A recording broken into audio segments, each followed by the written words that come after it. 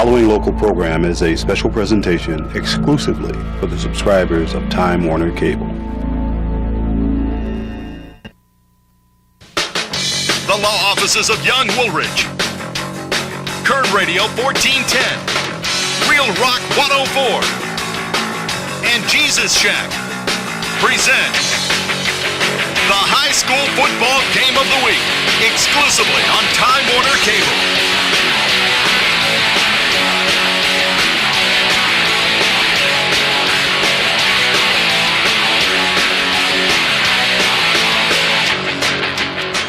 Good evening, Kern County. It's right on time. This is Vance Palm and Brian Adams, Time Warner's High School Football Game of the Week. It's kickoff.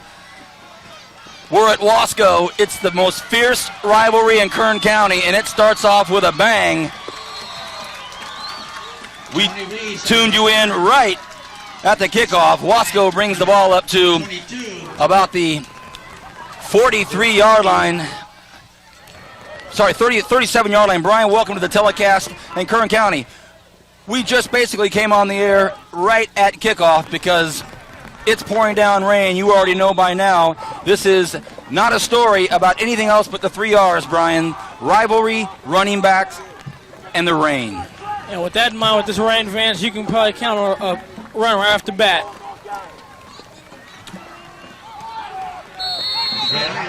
Fred Island giving the ball up the middle. Brian, let's very quickly go over this running back situation on both sides of the ball and why it's a story. Yeah, what you have is you have two teams really that are led by the running games, and we have Fred Island here for Wasco. He's going to be the leading rusher, one of the top rushers in the county right now. And for them to have a successful game, they're going to have to get the ball out in his hands. And then for Shafter High, we have Jeff Watkins, who also is one of the top rushers in the league, and he's going to be the lifeline of this team. So week 10, game 10, forget about pregame. We're just happy we're on the air. We're soaked here. 2nd and 8. On a keeper.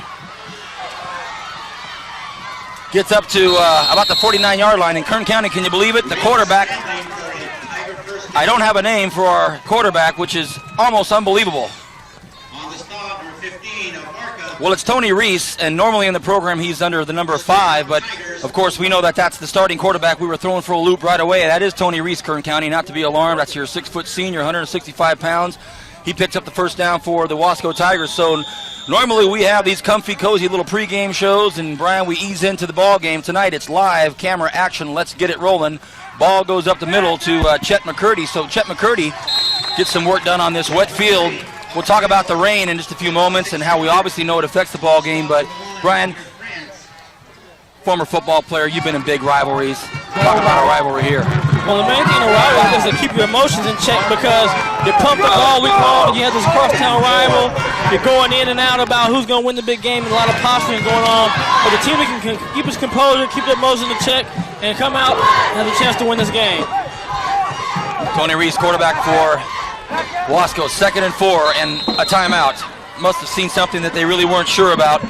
And that gives us some time to catch our breath and get a chance to really wax eloquence, if you will, about this big rivalry. Brian, you played in some big rivalries from high school on up to UCLA and USC. Yeah. Shafter Generals lead in this rivalry goes back to what we hear is 1929. We'll get some more specifics at halftime, Kern County. Our halftime guest, I might as well just let it out of the bag right now. Dan Tudor, well-known Time Warner, voice of Time Warner Sports for so long, and a Cal State graduate, and he's a coach for Shafter now in the Frost Off. He'll be talking to us about the history, but Brian, rich stuff, pouring down rain, both sides of the field packed. What do you think? Well, you know, when the rains come down like this, Vance, ball security is a must, and it's a big advantage to the team that can secure it. Because that one thing we know is that ball gets slippery, and there's no telling when that pitch going to land up. Wasco back after the timeout. It is 2nd and 4. Tony Reese, quarterback. Fred Island is the back with him. And Chet McCurdy. Reese on the run, dragged down in the rain, a loss of about 10 yards. Going to bring up 3rd and long. The heavy rain has subsided. There's a mist that's just probably going to linger all night long. Brian, I don't know about you. I came up I-99 to torrential rain, turned off on 46, and it was nothing but traffic all the way through here. I expected to see a little bit of letdown with the crowd, but not at all, and this Shafter crowd likes that defense. Yeah, that's just a simple play where the defensive end keeps his position and makes a big play. That's his outside linebacker. Sorry about that, man. Not a problem. Brings up 3rd and 12. Reese drops back. Not a pass. The ball goes to Fred Island. And Brian, I will try my best to stay away from any island jokes with all that water out there in the field. Might be difficult. Yeah, I don't think you're going to make that one the whole telecast. Brings up 4th down and about 4 in the middle of the field. Brian, what's the strategy here? Do you just go ahead and boot it? Well, you know, if you have a good defense, then you might want to go for it. You know, as you see Peter France going back for Shafter, but it was early in the game. I would punt it, but when you're punting the ball, you got to remember, Vance, in a wet game like this, receiving that punt, you got to be careful. You're watching Time Warner's High School Game of the Week, Week 10, final regular season game of the season. How apropos with this ancient history and rivalry between these two teams. Reese pitches it out to Fred Island. Fred Island tries to cut up to get this first down. A little bit of extra effort at the very end of this run makes it very close. Shafter sidelines says no. And I think the Shafter sidelines might be right. That's going to be a little short myself. On the stop, number 12. Kern County, it's short, so the first, I wouldn't call it a gamble as much as a calculated risk on the side of Wasco. Playing with the weather, they're at home, maybe get a little bit of an edge here. They don't get it though, Shafter ball. Well, if you were watching ESPN this week and last Sunday for Sunday football, they had a guy from Berkeley, a professor, who said, you know, teams don't go for it enough on 4th down, but right there, the Shafter Generals proved them wrong that it's not always a good time to go for it. 1st and 10, Shafter. And right away, a hard count by quarterback Adam Hernandez. And just like that, they pick up an extra 5 yards. It's 1st and 5. Emotions run high. Everybody's really pumped up for this game, Brian. Not a bad call right off the bat. A little hard count, get this aggressive defense on their heels. Oh, yeah, because you know they're going to try to come in. Anytime you want to stop the run, you have to get penetration. And to get penetration, you have to get a good jump on the ball. So you have a tendency to get those hard counts and get those easy yards. Shafter 1st and 5. Handoff, ball goes up the middle. Number 45, Nathaniel Patterson. Patterson muscles his way up to about 3 yards short of a first down, so it'll be 2nd and 3. Good evening if you're just joining us, getting to the couch late. I'm Vance Palm alongside Brian Adams. We're both a little wet, a little damp, just walking from the car up here. It's all it takes to get wet. I can already give you a 5-star rating on their tacos out here. I had to kind of munch up and get ready for this one, Brian. 8 minutes left in the first quarter. Shafter methodically, after 2 plays, getting right up to the first down marker. They've got 1 yard to go. Quarterback's Hernandez. Hernandez letting it fly early in the rain. And guess what, Kern County? He's picked off by Chet McCurdy. This running back makes a great defensive play. He gets brought down at his own 40-yard line, but look at this. Shafter puts it in the air. We got late flag, and I think it's going to be some unnecessary business at the end here by Shafter, so emotions could get the best of them. Just like that, it's Wasco ball, and the last thing you need in this inclement weather are mental mistakes, Brian. Yeah, you will see right here, McCurdy has great defensive position inside the receiver, jumps up, attacks the ball. Oski, he's on his way back, trying to take it as far back as he can. Does a good job of return and fighting for yardage. And Brian, we get a call against Shafter at the end of the play. Just a little bit of a push, and that's all the ref needs to see. These referees, I saw them in the hallway before the game started. They're shaking and shivering and getting ready for this game, and you know they're not going to put up with any of this business. This rivalry is as tough as it could be anyway. You know, and it's one thing you get the interception. That's like a double. You know, that's a double penalty for you. Interception and another 15 yards tacked onto the run. So you know they're in your attack inside the field, and you didn't want to get that up that early, Vance. 7:51 left in the first quarter. You're watching Time Warner's exclusive high school football game of the week, Week 10, final regular season. We've got the big-time rivalry, Wasco versus Shafter, and the home squad of Wasco gets a nice run from Fred Island. He brings it up to about 3 yards short of the first down. A lot of those tonight, all over Kern County, not just at this field. Brian, we know there's some big games being played tonight, most notably West at Centennial. That's a score that I'm certain we'll hear announced over the PA address tonight. Yeah, and you know, this is a game, if you're West High, you like to do that short passing attack. You know, you hate to see the rain come down, the water come down, because that gives an advantage to Centennial. Handoff goes to McCurdy, who had that interception earlier to get Wasco in this position, but he's met hard and heavy right at the front line there. We haven't had a lot of time to get ourselves acclimated to this roster, having to kind of just get things rolling. And here's the handoff to McCurdy, and just really quickly brought down. Kern County, tip your hat right away to this Time Warner crew. Just last night, we're at the Centennial Garden for Fight Night with Oscar De La Hoya and Julio Cesar Chavez. That was about as exciting as it can be. 24 hours later, we're in the rain up at Wasco. These Time Warner crew, fantastic, fellas. Look at this. Fred Island up the middle, picks up a first down, and we know we're going to see a lot of that anyway, Brian, but when you know what's coming, is it easier to stop? I guess not.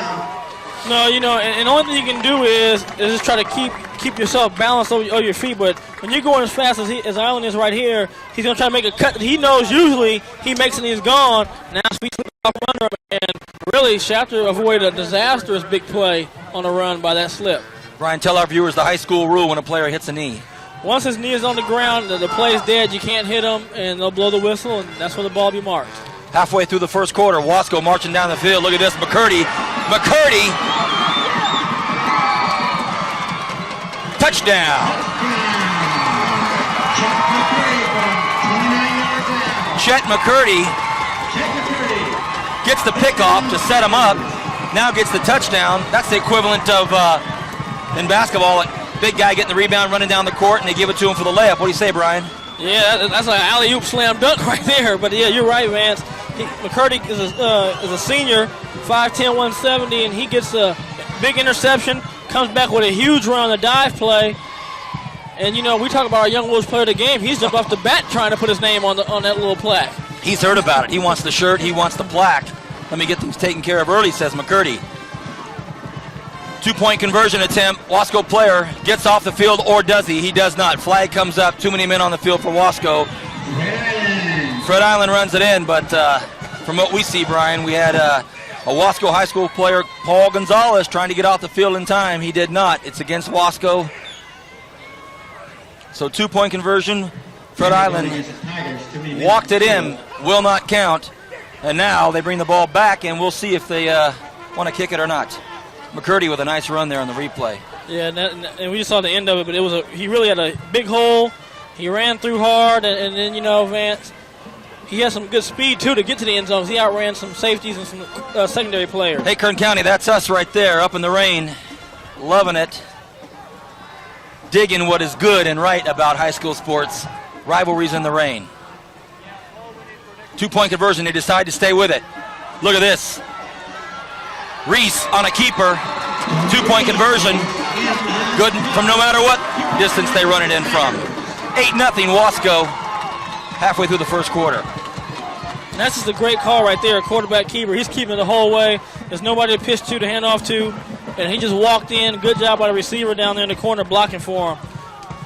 Let's talk about this coaching staff. Dan Thiessen from Wasco, defensive coordinator Joey Mayo, linebackers Nate Odell, quarterback and linebackers Brent Paul and Jeff Waddell, wide receivers and DB Steve Paul and Bobby Rodriguez. So they got to be pleased with their play structure here early. Big play on defense and executed well on offense. Brian, these coaches, big rivalries like this, you know, what's going through their minds? You know, again, as a coaching staff, you know, you got a big rivalry game. You want to win as bad as the kids, so you got to also keep your emotion in check. Like I said, because all week you go to breakfasts and lunch and all these big events for each other, go to each other's rallies. So, you know, they're going to keep the players calm and they want to execute. Because one thing about rivalries, man, as we all know, records go out the window. Whether you're 10-0 and other team's 0-10 doesn't matter, because anything can happen when those rivalries butt heads. Well, you know, our telecasts have been heavy laden with statistics from week 1 all the way up to here. Tonight, throw them out the window. It's hard-hitting football in the rain in November. Can you dig it? Short kick from Wasco, taken at the 25-yard line from Shafter. Number 60, Jeremy Jones, brings it up to 60, Jeremy Jones. About the 34-yard line, so not a big kick. Shafter gets pretty decent field position here to start marching down the field. Let's talk about the Shafter coaches. Head coach Eric Smith, Dirk McJunkin, the assistant, along with Brian Carr, the assistant. All you kids. Might as well give kudos to the trainer, Roger Strickland. He might have his hands full tonight. Brian, what's typical injuries you might see here tonight? Not that we're precursing, but what happens in the rain? Well, you know, Vince, when you're in the rain, if you get the cleats are too long, they can stick, and you lock up, and your knees can get locked up. But, you know, usually rain game like this, you don't see as many injuries you do on the dry surface. Guys aren't running as fast. Yeah, they don't have a chance to get that energy up and really to get out. You'll see too that you won't be able to make a lot of moves and cuts. You got to really have some power and strength in your line to blow out like we saw Wasco do, and let your blacks run straight ahead. That back was James Zrofsky, 5'5", 125-pound junior, not the biggest in stature, second 9 for Shafter. Adam Hernandez fumbles.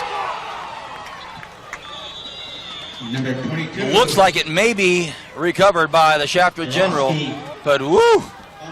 Shaky stuff here in the early goings. Yeah, you see right here, the ball just slips right through the running back's hands right there. James Zrofsky does a good job of recovering it, but you're going to see that on the handling of the ball. We can see a lot of fumbles tonight like that on the handoffs. Miguel Ramirez, linebacker, all over it. Brings up 3rd and 15. Into the wind, into the rain for Shafter. Split wide. Peter France and Matt Crown. Hernandez hands the ball up to the middle. Nothing dangerous. That ball goes to Jeff Watkins, so Watkins tries to keep it safe and in the middle, and I'm certain Shafter will punt it away here with 4:40 left in the first quarter. You're watching Time Warner's High School Football Game of the Week. Regular season finale. Next week, the playoffs. Who will we cover? Check out our website and find out. 4.5 left in the first quarter. Shafter punting. The punter for Shafter, Jason Carrasco. Too many men on the field again. Too many men on the field. Goodness. We're having some arithmetic problems in Wasco right now, fans. Well, it can be said that rivalries have their fair share of shenanigans and chicanery, but having an extra player on the field I don't think is going to fly with these refs. Yikes. Good thing it wasn't a 4th and 4. Yeah, that would have been a first down, but they're still going to have to punt. And again, this is where it's very dangerous in these games like this. That long snap, slick ball. Balls come off the side of punter's foot because of how wet the ball is. High snap. Handled. Good spiral for the punt. Takes a wicked bounce. Wow, handled well with a nice big block out there by number 9, Abram Castillo. But Reese takes the ball himself, and that could have slipped right through, so good hands by the quarterback. Yeah, that was very good hands by Reese. And that just shows what kind of athlete he is at the quarterback. He's also the punt returner. Brian, last night we had a chance to see a Wasco native, Manuel Quesada, in the heavyweight division. First round obliteratory knockout of Milan Rudzak from Slovakia. Manuel Quesada, tipping your hat to you. Wasco Tiger. Played football for the Tigers, too. Rock hands. That's a long way to come to get knocked out. Man. 1st and 10, Wasco. Ball goes to Fred Island. He gets nothing. Stop for no gain. Yeah, and you know, Vance, that's the one thing that Wasco's already had. They had that big dive play up the middle. And that's what you want to see if you're at Wasco. You know, that dive play working, but Shad does a good time countering this time by getting penetration and hitting right to the line of scrimmage, only giving about a yard. Could be our quickest game of the season. Don't know if we'll see the ball in the air that much. I think every football game in the air tonight is going to be won right in the trenches, Brian. 2nd and 9. Reese in trouble in the backfield.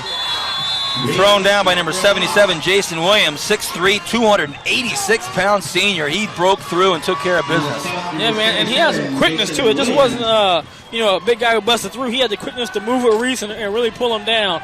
You know, once a young man that size grabs you, you're not going anywhere but down to the ground, Vance. 3rd and 13, 3 minutes left in the first quarter. Time Warner's High School Football Game of the Week exclusively here. We want to thank KERN 1410 and Real Rock 104.3, Jesus Shack, and Young Woolridge. Thank you. Playoffs next week, and we look forward to having you as part of our telecast. 3rd and 13. Reese. Will he keep it? He tries to. Backtracking, in trouble, launches it into the rain, and it is picked off by number 12, Alfredo Vargas. Great defense. Vargas hung around, didn't give up on it, didn't let his man slip behind him, and picked it off, Brian. Yeah, that's good coverage, too, because, man, when the quarterback has that much time, a lot of times you see receivers get open, and, and for a reason. Really, it's like a punt, Vance. It was 3rd down. It's going to be 4th down come anyway. It was a long interception.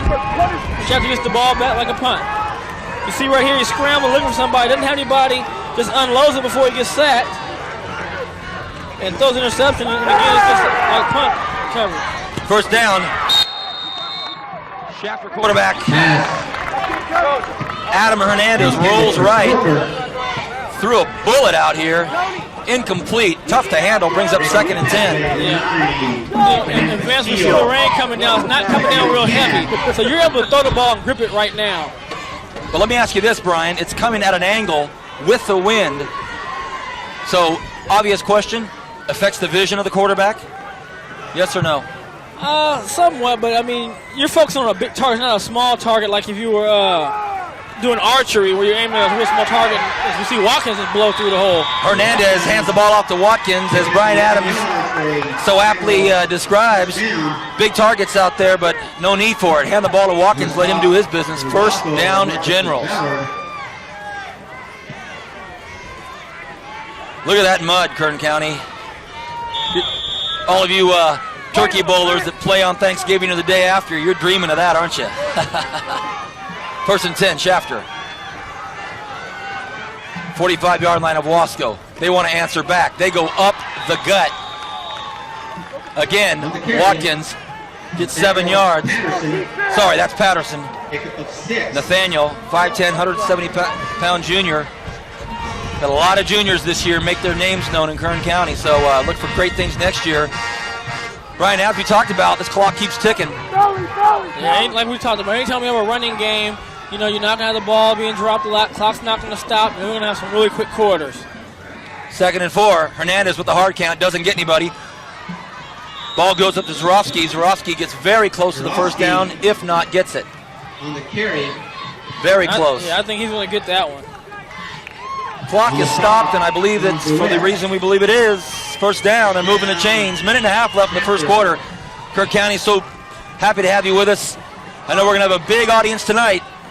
Televisions are going to be buzzing in Shafter and Wasco, and for all of you staying home tonight because of the rain, you're making your vegetable soup and getting ready for a nice football game. Good for you. Ball goes up the middle. Patterson again. You know, Shafter, when you got two backs like Patterson and Watkins, you can almost guess it's just left, right, left, right, left, right, up the middle. Yeah, that's what you do. You go Patterson up the middle, Watkins left, right, Patterson up the middle. And as long as when that dive's hitting like that, Vince, that's what opens up your running back game, your game for your running back. California Adventure tickets will be given away at halftime. I'll give you the answer in the second quarter. Once I give you the question at halftime, you call in to win some tickets. 2nd and 7. Flag on the play. Hernandez drops back, throws a nice pass. But let's see, after this penalty is called, what the final outcome will be of this play. Stone usually on the line, so that's probably going to be against the offense. He'll be coming back. On the reception, well, Travis Croker, but we have pass was complete. Procedure call against the out to Travis Croker, but procedure call against Shafter. It's going to be marched back. We've got some of the coaching staff up here on the booth with us tonight, one of which is the Frosh-Hoff coach. You know him as one of the finest broadcasters in Kern County, Dan Tudor. He'll be my guest tonight at halftime, along with a very special guest as we break into the third quarter. There's our laundry call. Brian, a lot of the calls tonight could be almost predictable with this weather. Yeah, but those false start legal procedure calls are on the outside receivers, and like I said, at any level, as a receiver, you should never be the one moving because you're not going until you see the ball snap. This should be the last play of the first quarter. Clock's ticking at 2nd and 12 for Shafter. Hernandez hands the ball up the middle. Big hit on the line. The ball went to Nathaniel Patterson, and Wasco defense standing right there in the middle waiting for him. And that will be the final play of the first quarter. You're watching Time Warner's High School Game of the Week exclusively for you subscribers. The score is 8-0. Wasco leads in the first quarter. We'll be back in a moment with the second quarter, and I'll give you the answer to the California Adventure tickets. Hope to have you here. Back in a moment.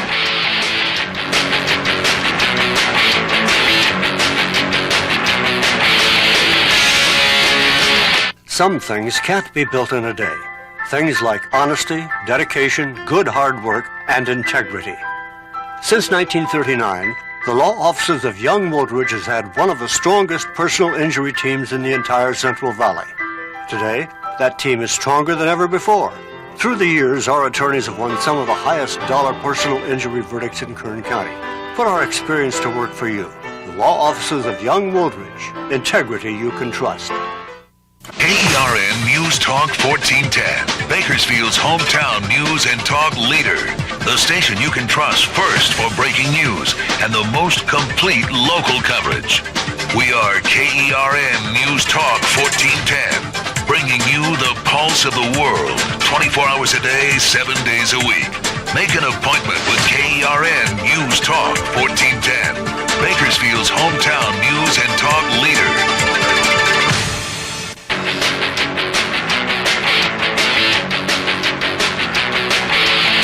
Hey, Kern County, welcome back. Pleasure to have you with us. Start of the second quarter. Shafter has the ball. It's 3rd and 11. They're at the 37-yard line, 36-yard line of Wasco. Wasco leads 8-0. Shafter really wants to get in the end zone. Look at this. Hernandez fakes, keeps right. Throws a gun out there, and it's caught, but short of the first down. So nice play, nice pass, nice reception. Alfredo Vargas catches it, but no first down. That brings up an interesting 4th down call, Brian, in this weather. Well, I would go for this one because you're on there in the Wasco side of the field, about the 25-yard line or so. You don't want to try a field goal kick at this point. And if you don't get it, they still have to go 75, 76 yards to get a touchdown. After you explain it, it's a pretty obvious decision. 4th and 1. Biggest play of the game so far, in the first half at least, for Shafter. If Wasco decides to hold them, could be early trouble for the Generals. Hernandez, quarterback on the keeper, gets the first down. Nice play, good call. Hernandez. You can never really assume that that's the play, but good one. Yeah, and I like that call. That's the call that we see Centino run a lot with Crosby. Everybody kind of sits still, just the quarterback and the center are going. Center snaps it, quarterback takes off. The rain has subsided. Even the mist has subsided for a while. Maybe that means my program won't dissolve in my hands. 1st and 10 for the Generals. Watkins. Ball goes to Jeff Watkins. Watkins struggles to pick up anything. Stop by number 55. Don't forget, Kern County, you can win tickets to Disney's California Adventure just by knowing the question and the answer. The question I'll give at halftime, but here's the answer. Get ready. Time Warner Cable Bakersfield. Time Warner Cable Bakersfield. That's the answer. Get ready for the question at halftime. 2nd and 9, Generals. 10:20 left in the half. Hernandez drops back, rifles one out, and over the head of the intended receiver, Nick Abarca. Abarca's a 5'11", 152-pound senior. Abarca had no chance of getting that one, Brian. No, that was just a high, hard one right there, and no chance of catching it. Brings up 3rd and 9. Don't forget, Young Woolridge Player of the Game will be announced at the end of this game, and we're also going to be having, at the end of the season, the Young Woolridge Performance of the Season. 3rd and 9, another big play for Shafter. Hernandez hands the ball off to Zorowski. Zorowski, big run, gets about 9 yards. Just shy of the first down, or did he get it? We'll see. The referees stopped the clock. They're going to make a measurement here. So, got an injury on the field, Vance. Also an injury. Okay, sorry. I thought they'd stopped for the chain movement, but we have a player down. So it's a long run by Zorowski. Came up a little short. 4th and 1. There's one of Time Warner Cable's finest. There's Kevin. Not shaken, not rattled by this weather. Digging in deep in the trenches. And Steve's right there with him, running the cable. Well, we showed up, Kern County. It was just pouring down rain. Almost a chance of cancellation. They don't cancel football for rain. Only if it's going to be thunder and lightning. They weren't canceling the game at Time Warner. We were going to lose all these cameras. But guess what? Mother Nature, right at the very end, said, you know what? This game is a game that has so much significance, so much tradition, so much history. We're going to find out about it at halftime with my guest, Dan Tudor, Shafter lineman of yesteryear, well-known and respected sports broadcaster for Time Warner Cable. And I've known Dan a lot of years. When I played basketball at Cal State, I actually used his dorm during the Christmas break when he was back home in Shafter, and I was playing ball at Cal State, and I used his dorm with Kenny Ammon, and we hung out in Dan Tudor's dorm. Well, our Wasco player that was down on the field, he's now up, Michael Fenderson. He's a 5'9", 160-pound senior, and it looks like his ankle, Brian, You never know, ankle or a knee. This crowd, a lot of people here tonight, regardless of the weather. They're giving them a hand. And final game of the season for these Wasco Tigers. And we'll hope to get a positive word on that Wasco injured player. 4th and 1. Shafter goes for it. Real close. Let's see. A second successive 4th and 1. Shafter decides to go for it here, Brian. And I think they're going to need a generous spot to get this one. Wow, they're bringing the chains in. So as it stands, Kern County, 9:56 left in the first half of this fierce rivalry out here in the country. Wasco leads 8-0. They scored a touchdown on McCurdy's run and a 2-point conversion with Reese on the keeper. It was now just 4th and 1 and a very, very close call here. Measurement's going to be taken. We'll see what they say. First down, Shafter. This crowd from Shafter loves it. They drove up the freeway to support their Generals, and now they have a 1st and 10 from about the, let's say the 12-yard line, 11-yard line, right around there. And the rain's all but stopped now, Brian. And you know, man, we were lucky too. It's not like a really bone-chilling cold night either. So we have rain and wetness, but not real cold tonight. Again, Kern County, Brian hinting that my trench coat can come off. I'm a basketball player and I'm soft. Handoff up the middle. Wow. Big time hit in there by Franz DeWitt. DeWitt laid him out. Got nothing.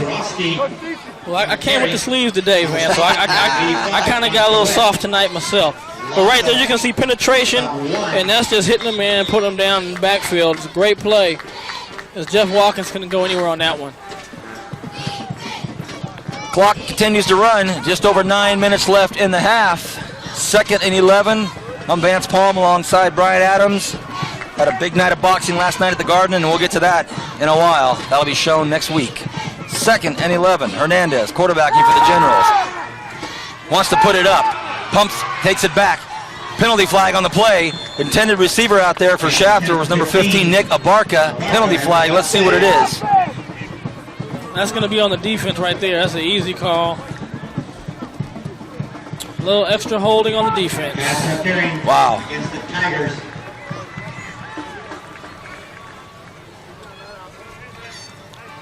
Kern County, we have laundry on the field. There's a flag, and it is against the Wasco Tigers, and that does nothing but help the chances of Shafter in their ground game march this ball in.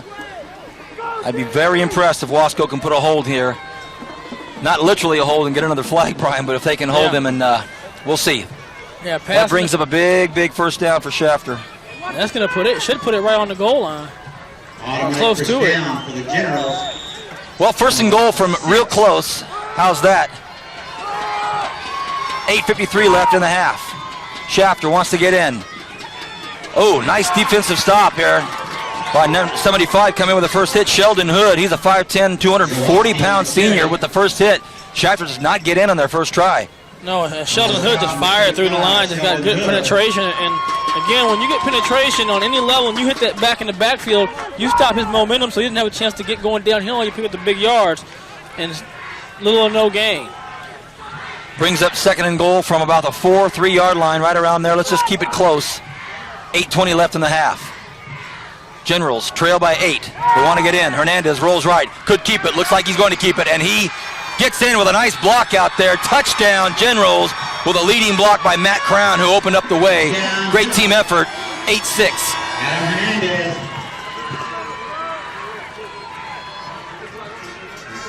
So Hernandez on the keeper.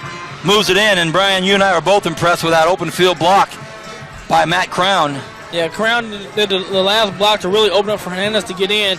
I thought Hernandez made a great decision of not to throw the ball. It was a design comeback, goal line out, and he made a decision not to throw the ball, kept it, and tucked it in his arm and ran hard for a touchdown. Ironically, no rain.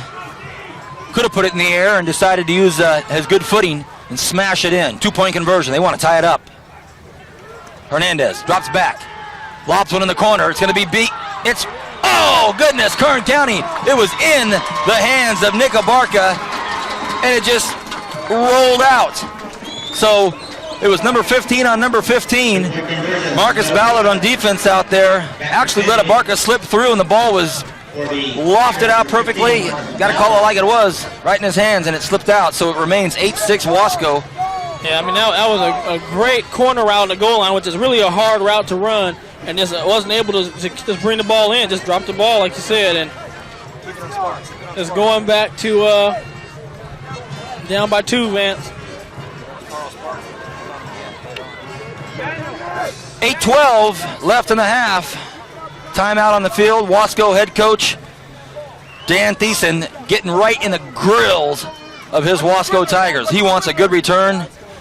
He wants some good field position, and he definitely wants to score again in this first half. High school football at its best. Fierce rivalry. Goes back many, many decades. We'll get some rich history from my halftime guest, Dan Tudor of Shafter Lore. Here's a kickoff from Shafter. I don't know if we can get any more people in the stands, but now that the rain stopped, maybe we'll see some more cars pull up and try to sneak in here. It's packed. Well, I mean, and Van, that's a good point. I mean, these people came when it was raining hard, to support this game, so a lot of fanfare here. Good kick from Shafter. Slips by Reese.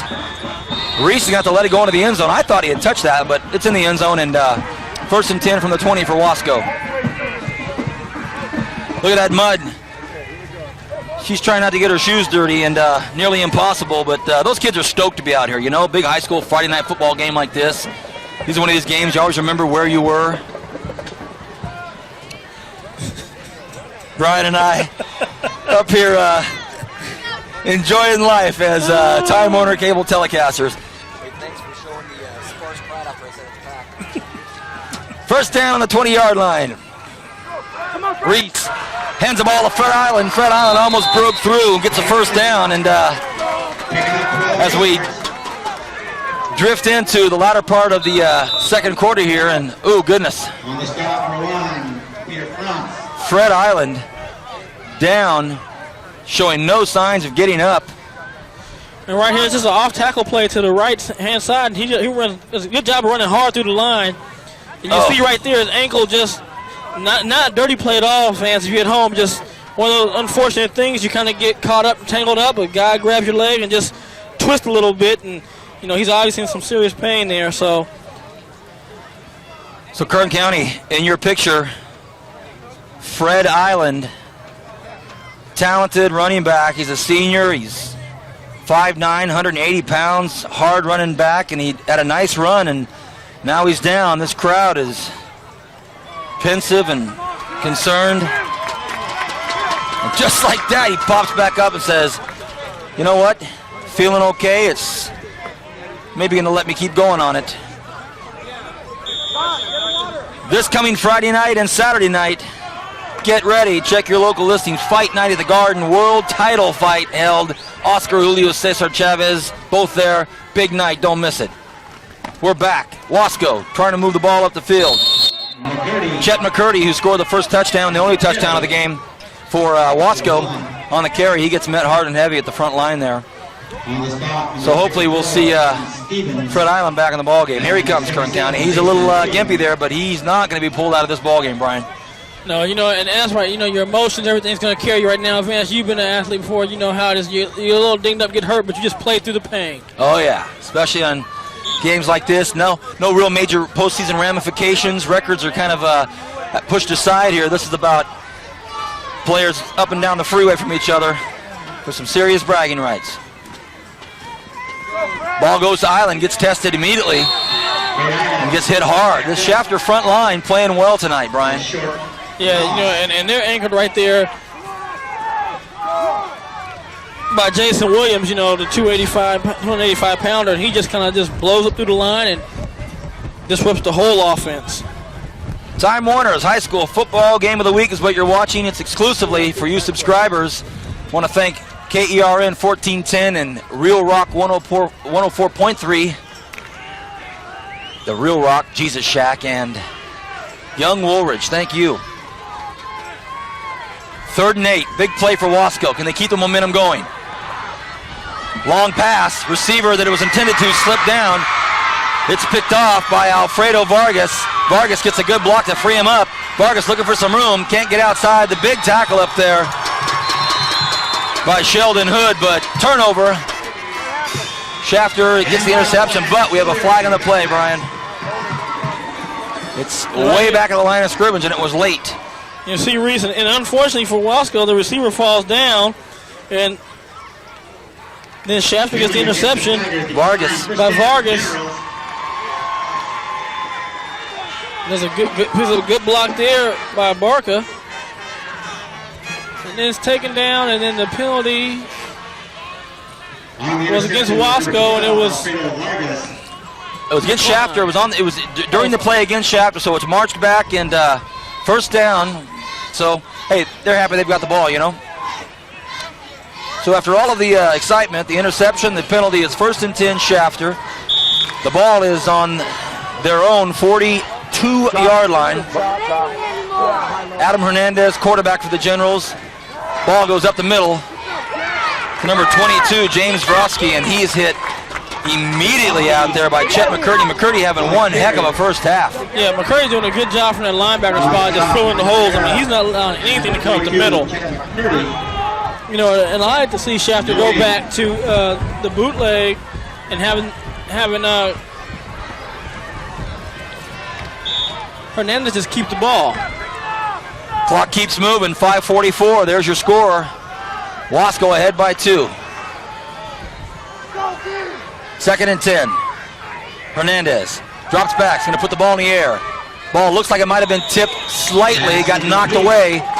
Enough for it to be an incompletion. That brings up 3rd and 10. As we speak, not a drop of rain in the sky. The wind's blowing a little bit. We might have clear skies for the rest of the game, but that doesn't negate the fact that there's 2 very big wet spots right in the middle of the field, Brian. Yeah, and the rest of the field is still going to be a little slippery. We saw the receiver for Wasco fall down that one play. 3rd and 9.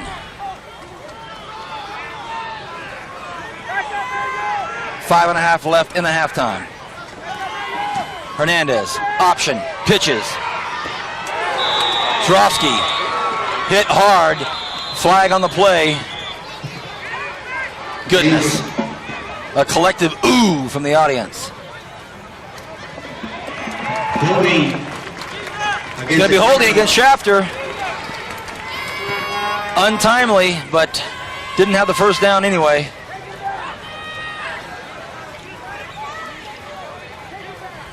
Brian, you played some inclement weather, haven't you? I've been in a couple. Played up against the University of Washington, maybe? Yeah, Washington. We played in a drizzle on a cold day. Not really cold, but a drizzle. But Washington State I played one time at night game, and it was pretty cold. 4th and 9. Shafter will punt the ball. Jason Carrasco will punt for Shafter, and the quarterback for Wasco, Tony Reese, back to receive the punt. Giving Carrasco a ton of respect. He's way back. It's a high punt, end over end. Reese wants nothing to do with it, but look out, better not touch anybody, and it's down by a Shafter player at about the 28-yard line, 1st and 10, Wasco.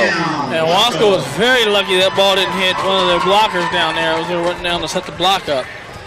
We're going to give out some California Adventure tickets from Disney California Adventure at halftime. I've already given you the answer. I'll give it to you one more time. Time Warner Cable Bakersfield is the answer. That's it. I'm going to give you the question at halftime. Someone's going to win some Disney California Adventure tickets, and we'll tell you how you win it. Also, 5 minutes, 8 seconds left in the half. Wasco leading 8-6. Fiercest rivalry in Kern County. Historic. Traditional, nostalgic, all the big words you can use for a rivalry like this. Scores 8-6. Reese throws the ball out to Fred Island. Fred Island slips, doesn't go all the way down, keeps his footing, but all for naught, loses about a yard. Shafter Generals pursuit and make the tackle. Yeah, you know, and that's a play right there on a dry surface. He's going to make the cut and bust through it, and he had a hole in the gap there. He's going to pick up some big yardage for him. See right here, he's going to go out to his right. He has the room right there to cut back, but he slips. Just give the defender a chance to catch up to him and puts him down. Kern County, 2nd and 10.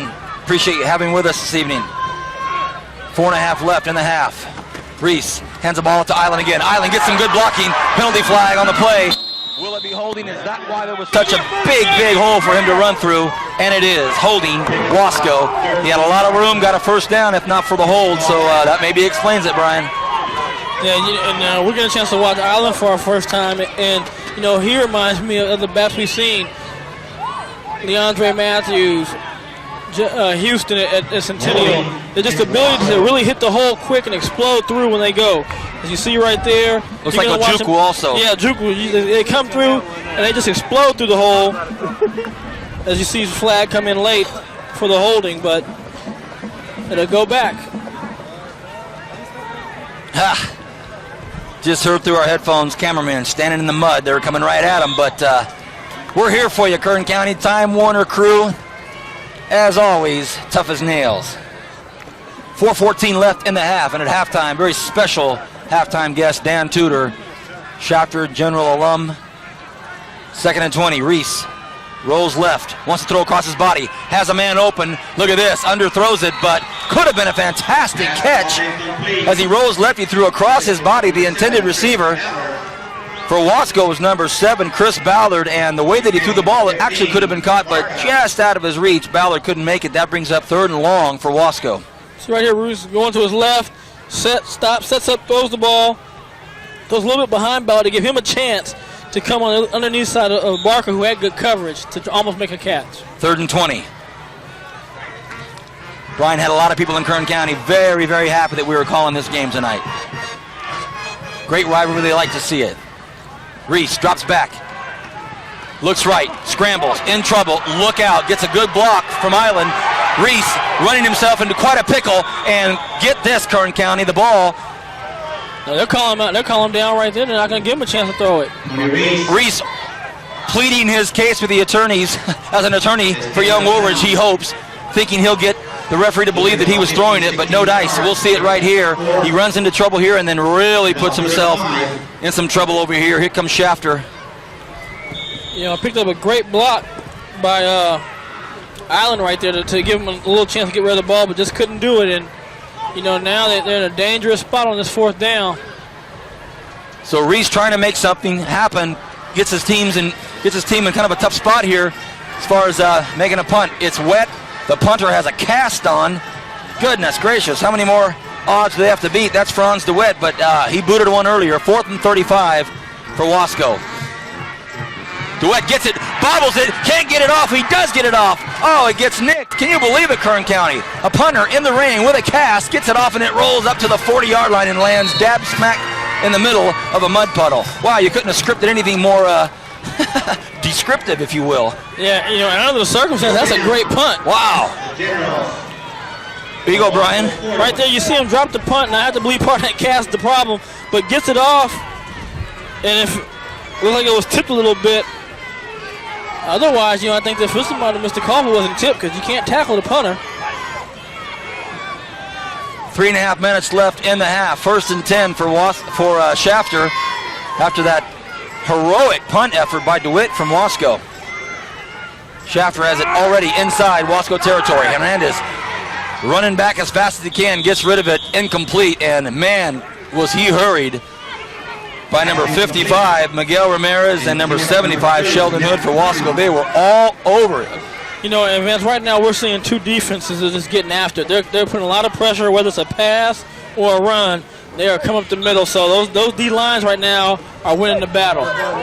So the early story could have been the weather. I don't believe it will be now. We've got guys running all over the field with great traction, passes being launched by quarterbacks. It's football with some big tackles and big plays, and there's one for you right there by Albie Snow. 5'9", 200-pound senior, all muscle. He breaks through and makes a nice play, brings up 3rd and 10. Yeah, you'll see Albie Snow come from that linebacker position right there, shoots through the gap, and pulls down Watkins for a loss. Clock keeps moving. We're almost finished with this first half. 3 minutes left. My halftime guest, Dan Tudor. Look forward to it. So many of you local sports fanatics here that have grown up in the area, and for those of you appreciators of Time Warner Cable's video production, Dan Tudor's voice, the voice of the Roadrunner basketball for many years. Timeout on the field by Shafter. Don't forget, Kern County, you always have the opportunity to tap into our website, www.timewarner.com. Brian?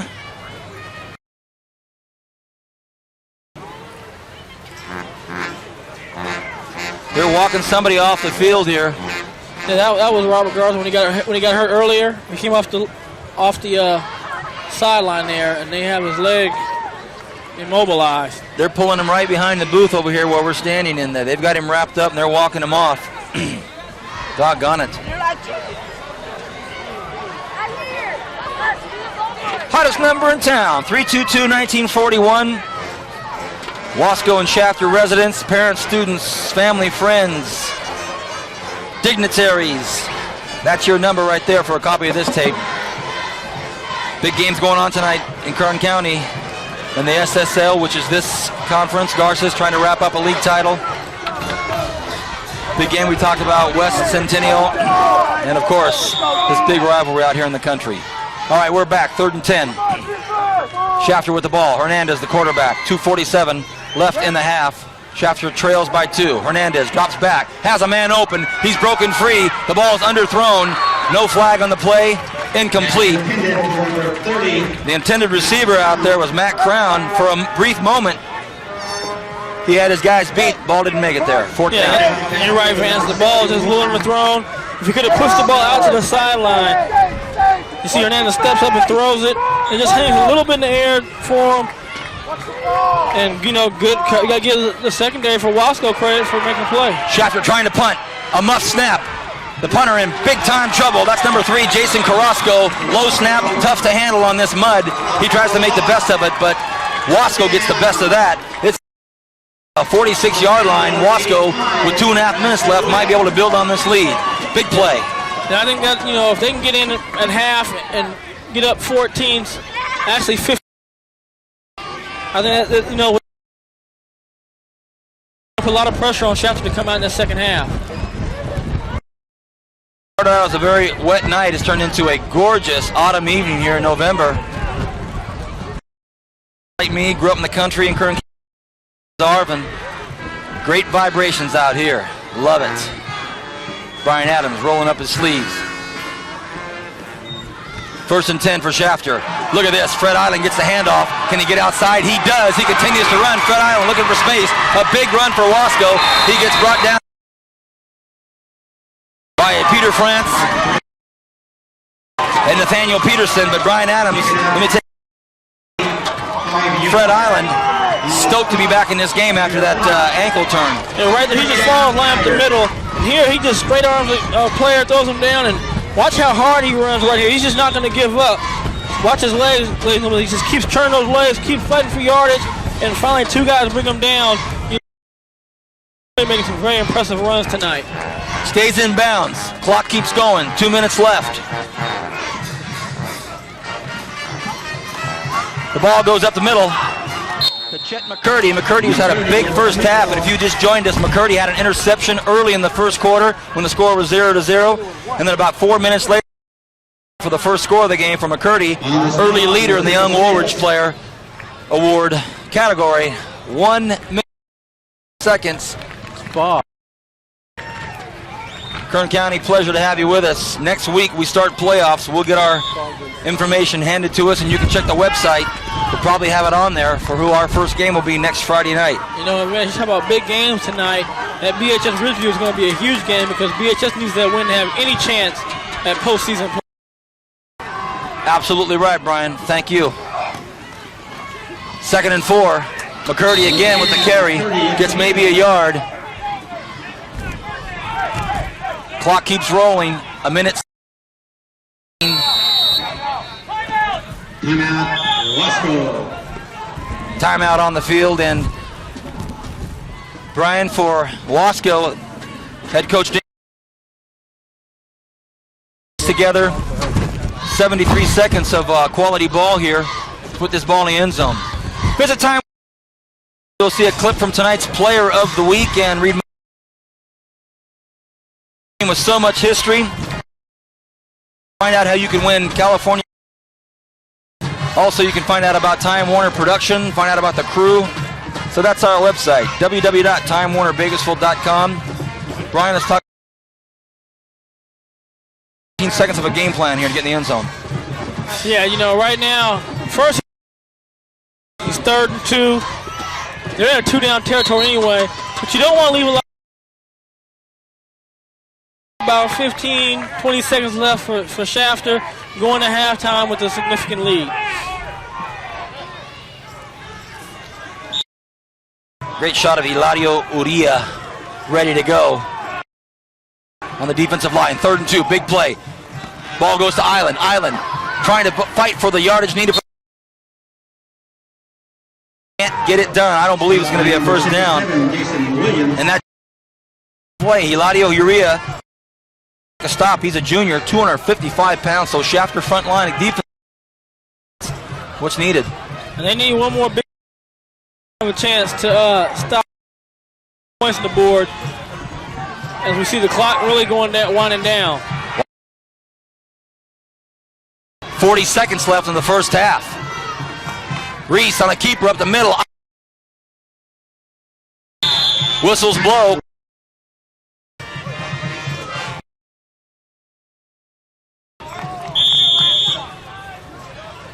And a timeout. It looked to me give it a first down signal, and we have a time. MP player over there for Wasco. Weddell, senior, 230 pounds, but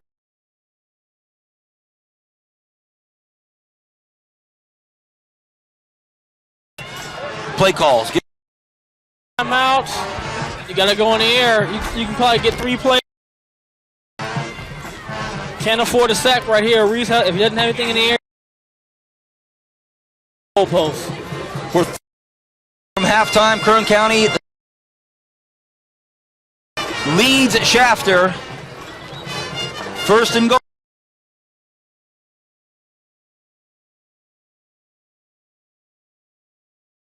70 degrees. It is not cold at all tonight. It's actually, you said, just turned to a beautiful autumn night. So I feel like I'm back in Miami. Here we go. Big play. Reese, the quarterback for Wasco. Drops back, looking in the corner. Never had a chance. It was out of bounds all the way. Left. Number 15. So it's not out of bounds. You still got a chance.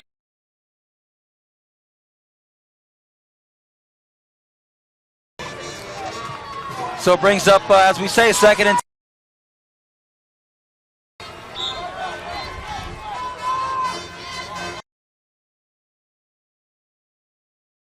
play. Just a brief delay here. Here we go. Reese looks left, watches right, throws it in the end zone, has a man. Look at this, Kern County. He was out of bounds, but was he pushed out of bounds? We'll never know. Reese wave it incomplete due to lack of yardage left, but I'll tell you what, almost nudged out of there. Let's find out from our Time Warner crew here. I'll tell you right here, look left, throws right, corner. Good idea, just throw a little too far away. Tried, got both feet down, but they weren't in. They can hit Ballard on a slant right here if they split them out further because there's not a safety that can come in and make a play. 3rd and 10, 22 seconds left. Reese has a man open, wide open. Oh, overthrows him. Had Franz DeWitt open. Covering for the Generals, number 1. Threw it over his head. That brings up 4th and 10. Will they go for the field goal, make it an 11-6 ball game, or are they going to try to get it in the end zone using a touchdown? No, they're going for it. They didn't kick a field goal. They'd have kicked it earlier. Here we go. 4th and 10. They can get a first down and still have a chance to get it in the end zone. Reese drops back. Under pressure, rolling right, lobs one up. Complete, and believe it or not, Shafter's going to actually get the ball back here with 11 seconds left. The half, so has to be disappointed. They get all the way down to about the 12, 13-yard line. Can't be happy with that. They're up 8-6 with just a few seconds left here in the first half. Stay tuned as my guest, Dan Tudor from Shafter High School. He's an alum, Cal State Bakersfield alum. Ooh, couldn't get it, Brian. Yeah, chalk that up. Waiting for the defense of Shafter right there. 11 seconds left in the half. Shafter, wisely, I believe, just going to go down on a knee, and they do. That ends the first half. The score, Wasco 8, Shafter 6. When we come back, we'll have a very special halftime guest, Dan Tudor. This is Vance Palm alongside Brian Adams. Biggest, fiercest rivalry known to Bakersfield. Back in a moment.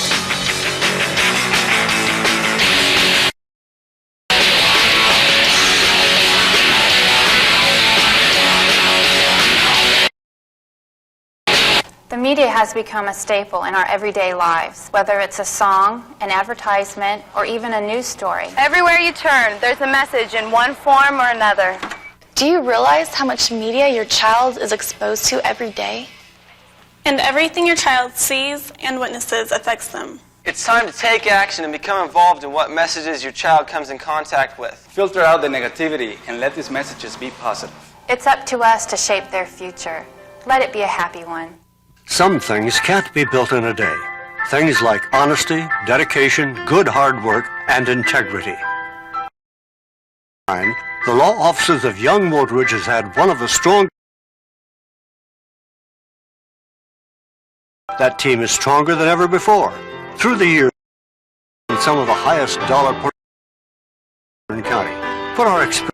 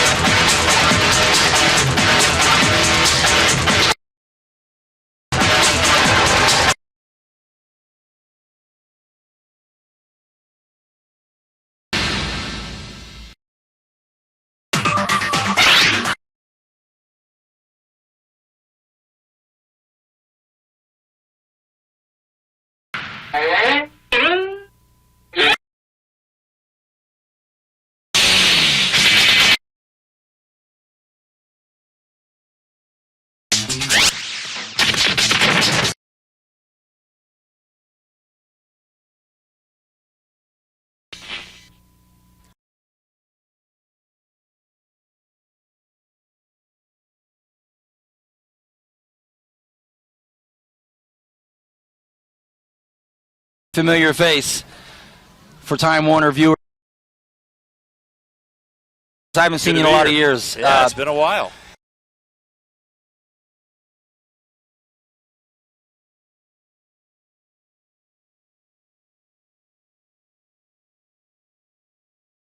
And you've seen this game tonight.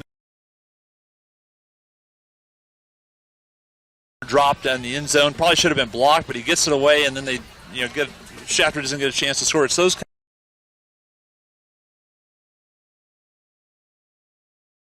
You can throw out the records in this game. It doesn't.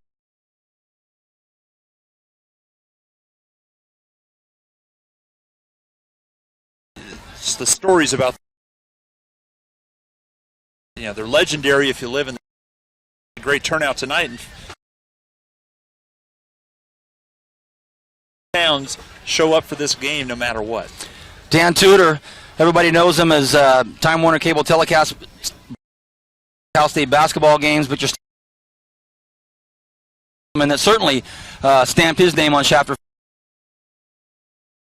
here earlier. Yeah, well, Manuel Garcia is who I'm coaching with right now, the Shafter freshman team, which has been a lot of fun this year. Although I have to say, congratulations going out to the Wasco freshmen last night, 20-14. But great player.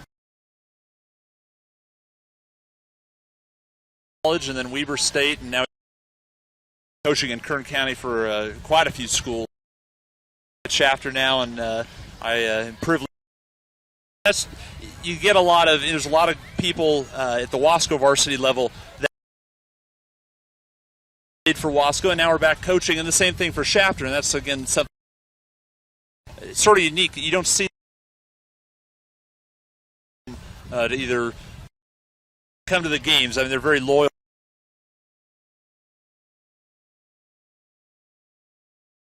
Ridgeview, Stockton.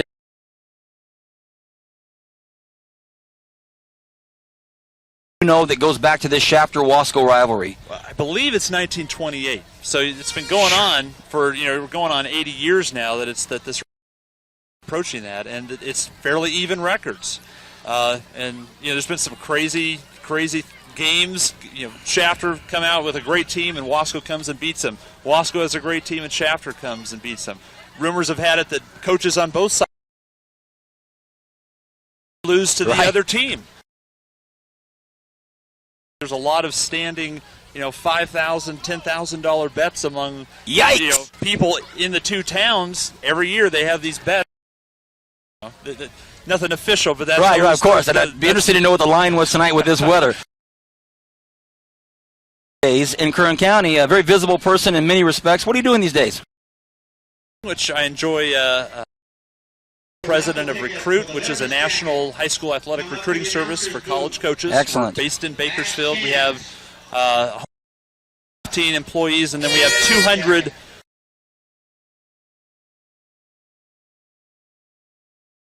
high school athletes and at the college level if they're talented. It's gratifying, too. You get to work with kids and parents and sort of help their dreams come true, so it's very gratifying. At this historic over your Shafter Generals. Last question to you, Dan. Sure. Warner headset. Well, this was sort of by more than happy for the time being to hand the reins over to you. You guys are doing a great job. The telecast is the games are.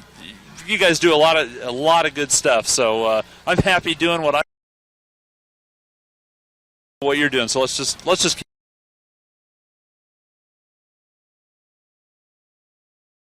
Don't forget, Kern County, he's put a lot of effort, a lot of time into this high school progress for Shafter, for student athletes all over the United States. Dan, back to the second half and do what you County. Here comes. Give you last week's winners. Hey, check it out. Can you believe it? Jesus Hernandez and John winners can pick up their tickets anytime, and I want to thank Dan.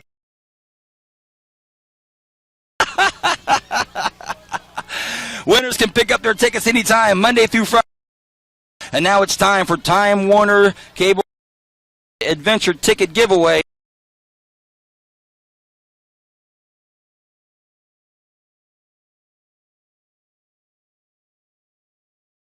Local programming. Name the only cable or satellite service provider in town to give their customers exclusive local. Are you ready to make the phone call? There it is, 39. Call in. We'll win 2 tickets to Disney's. Of course, www.timewarnerbakersfield.com. Call with your answer. And you can pick up your tickets and your winnings right at the lobby at Time Warner Business, which is 3701 North Select.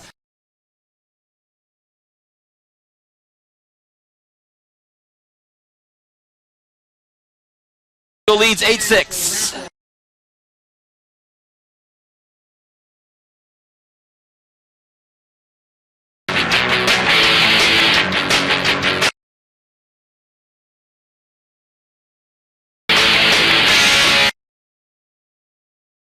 Rental store later, you know that DVDs are replaced faster than CDs replace. Time Warner Productions can transfer your own home video. This is $39.95. Videotapes can get brittle, sag, fade, or even break. By DVD, you are preserving your precious memories. Simply drop off your tapes in the Time Warner Cable Building. Hometown news and talk leader. Breaking news and the most complete local coverage. We are KERN News Talk 1410, bringing you the pulse of the world, 24 hours a day, 7 days a week. Make an appointment with KERN News Talk 1410, Bakersfield's hometown news and talk leader. the law offices of Young Woolridge. Kern Radio 1410, Real Rock 104, and Jesus Shack present the high school football game of the week, exclusively on Time Warner Cable. Stay tuned. More football action coming up. Kern County, welcome back. It's the second half between Wasco and Shafter. I want to thank my halftime guest, Dan Tudor. That was a pleasure. I've known him a lot of years, and it's great to have him up here. Talk about a last-minute call. Dan was ready, and thanks a lot, Dan. Now on the headsets with me, Mr. Vern Vegzo, Director of Sports Marketing for Bakersfield College. Vern's going to start off the third quarter with me. He knows football. He knows his sports. Vern, pleasure to have you on the telecast. Thanks, man. Time Warner. Thanks for having me on. Look at this short kick. On the return, Wasco takes the ball up to that's Peters. about the 44-yard line on a very short kick. Once again, I've got Vern Vegzo up in the booth with me. Vern, as the sports marketing director for Bakersfield College, you've been there for a decade now. You've seen a lot of Shafter Generals and a lot of Wasco Tigers come through the ranks. What do you think about this rivalry tonight? Hey, it's just like any rivalry in high school football. Same thing in college football, too. Just like at Ohio State and Michigan.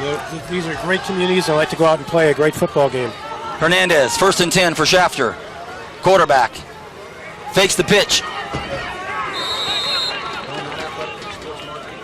That brings up second and about 9. Vern, you work with a gentleman, athletic director and the dean of physical education at Bakersfield College. He's a Shafter General. Who am I talking about? Mr. Jan Stubbe. Jan Stubbe. Known as the Snake. The Snake because of the Ken Stabler-ish type of arm, and this guy can play ball. Jan Stubbe, legendary quarterback for the Shafter Generals. You work day in and day out with this man. I know he's proud of this rivalry and Shafter's record in it. 2nd and 8. I've got Vern Vegzo from Bakersfield College with me at the beginning of the third quarter. Brian Adams will be back in about 30 seconds. Hernandez slips, drops back, throws low, incomplete. That's incomplete, intended for number Vern, 18. let's talk about Bakersfield College. Well, tomorrow is our and it's been a really tough season for the Gates because they're a very young team, but I urge all fans that love football to come on out tomorrow night. Citrus Owls and the Renegades at 7 o'clock kickoff. Game sponsor tomorrow. Time Warner Cable, close relationship, 3rd down and 8. I've got one question left for Not going to happen. 4th down. Vern Vegzo, tomorrow night, big game for Bakersfield College. Would it be a stretch to say that they absolutely must win every single game remaining to get into the famed Potato Bowl?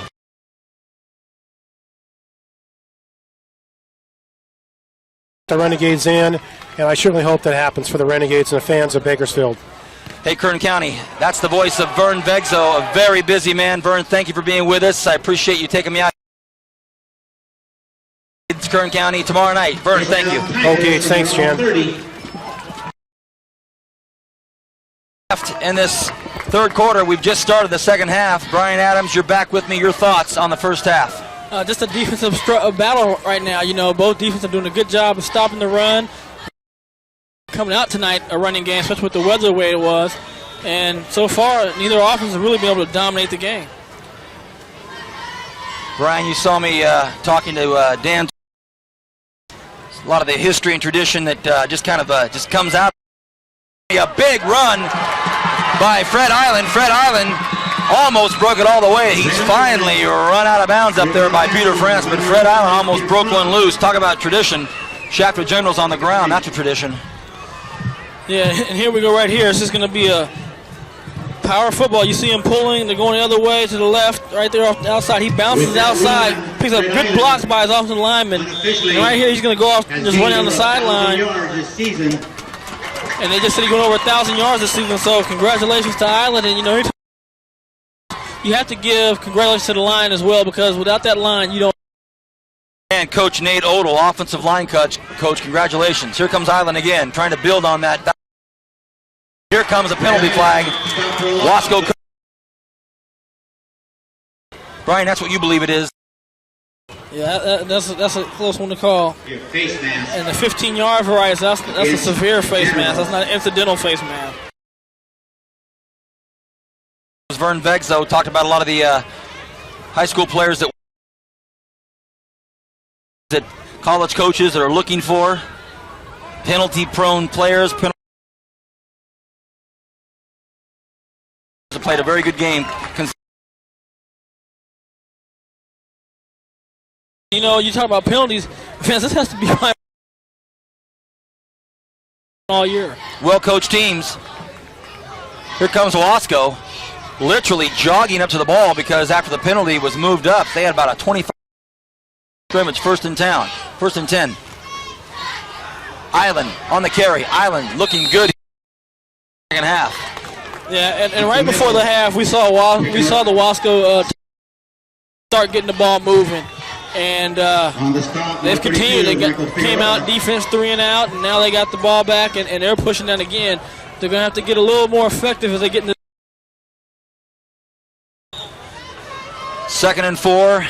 For those of you that have just made it to the couch, you've got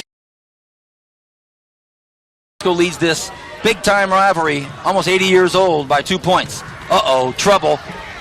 Reese in big trouble, trying to get loose, scrambles. He's still on his feet, and finally brought to the ground by Miguel Perorno. He says, hey, I'm tired of you running around. You're going down. Big loss, Brian. Yeah, you have to wait. There's a penalty flag on the ground, too. Let's see what the call is. But, you know, the way they're doing it might be against Shafter. Discussion. It's November, and it's late in the football season. Next week starts the round of playoffs for Time Warner Cable. We'll let you know as early as possible who it will be. We'll have 2 consecutive weeks of high school football. We'll take one Friday night off for Thanksgiving, and we'll pick up for the Valley Championship, CIF Championship, the week after Thanksgiving. So, Brian, the flag was waved off. Clean football. 3rd and 4. 8:52 left in the 3rd quarter. Faithful, loyal crowd getting pumped up. This Wasco crowd on this side letting their offense know, come on, guys, let's get this first down. Hands the ball to Island. Island trying to break through, can't do it. Shafter defense holds their own, brings up a 4th down. Hasn't rained and went from torrential downpour to now cool, breezy night. They're coming through, and they just really keep it to a minimal gain. You know, Island is a good contact. He really does a good job of running through those tackles. 12 left in the 3rd quarter. And 6. Wasco in tight except for one split receiver. Reese hands the ball to Fred Island. Fred Island tripped up, no gain whatsoever. Ball stays safely in the middle of the field. First down for Shafter. But it was a call that didn't have a lot of yards written all over it from the beginning. I was thinking they didn't, and Chet McCurdy down on the field. He was walking off the sidelines, and then almost as if it was just an instant pain from nowhere, he grabbed his left shoulder. I don't want to say the clavicle, but yikes. Just out of nowhere. He was walking to the sidelines, and he just grabbed himself and said, "Hurting." And you can see him grimacing. You know, that's a big loss for Wasco because, like so many two-way player. I mean, he saw the interception and the big run for a touchdown. So they want to hope that he's healthy and he's able to come back out and play for him again. 1st and 10. Hey, can you have those guys ask him what's wrong with him? They're standing 5 feet away. Handoff to Nick Abarca. Abarca, well, 5 yards. Execution there. Abarca on the carry. Brings up, I think, 2nd and 5 probably. Clock keeps rolling. About maybe 4 yards on that, Brian. Yep. But it looked good. Clock keeps rolling. You're watching Time Warner's High School Football Game of the Week exclusively for you subscribers. For all you in the communities of Shafter, Wasco, pleasure to have you with us. I'm Vance Palm along with Brian Adams. Slant inside. Great pass, nice reception, but in all facts, maybe 2-yard pickup. It's going to bring out 3rd and 3. Pass caught by number 3. Yeah, you know, they spread the field out with 4 receivers.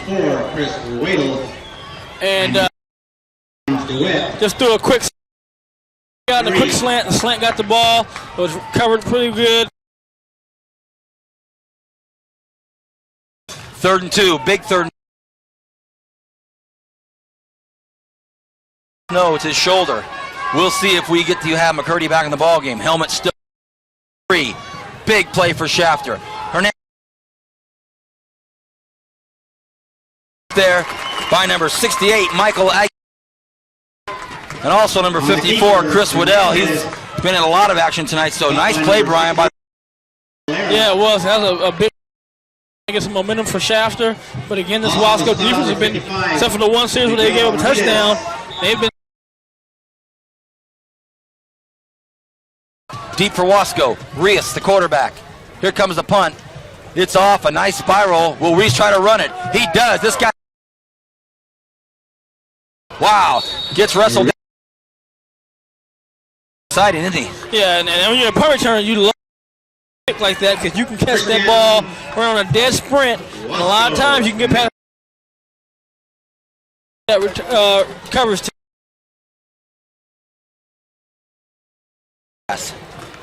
First and 10, Brian. 6 minutes left in the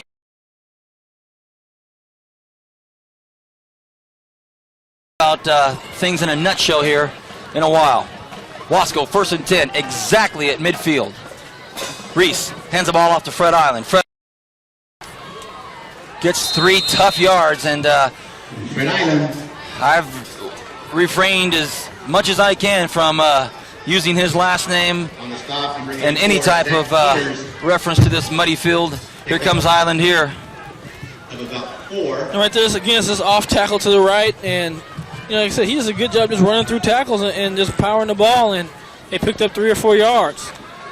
So brings up 2nd and 6, 5.5 minutes. Wasco leads by 2.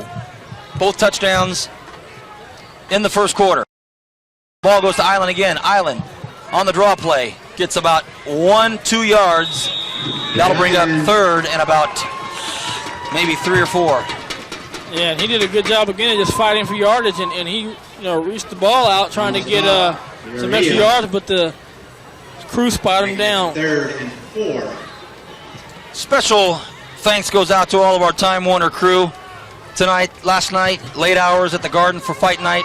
Tonight they're out in the rain doing their job. Ray Flores directing tonight. Ray, thank you. Great job. 4:54 left in the 3rd quarter, 3rd and 4. Look at this, Kern County.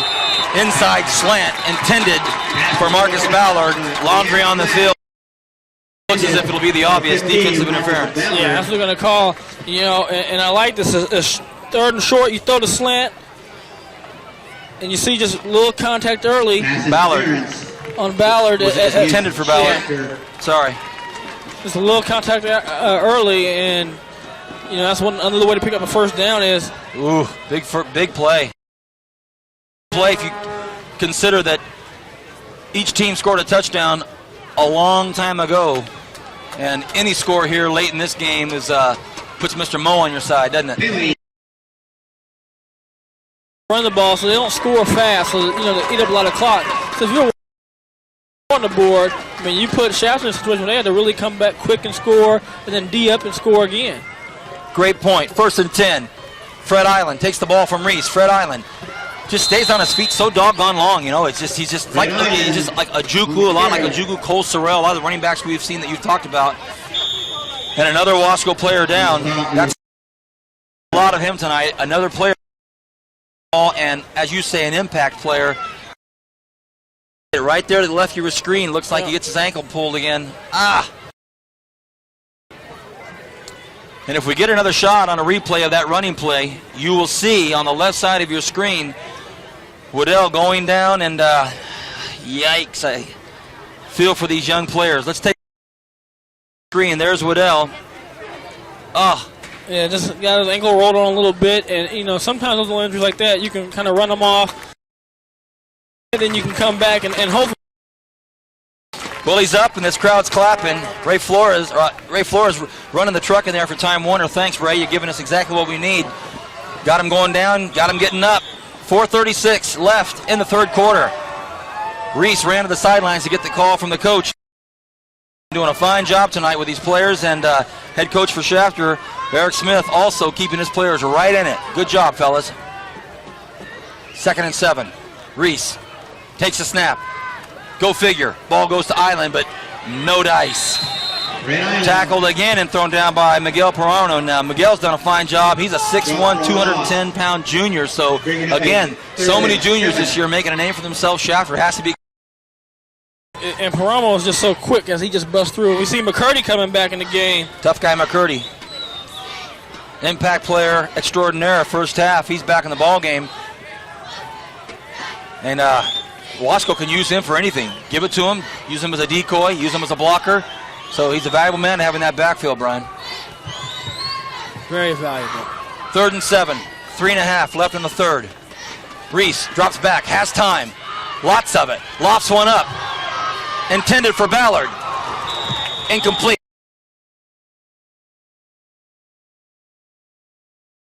Come down with it, brings up 3rd. Here, Reese has a chance to set up and throw.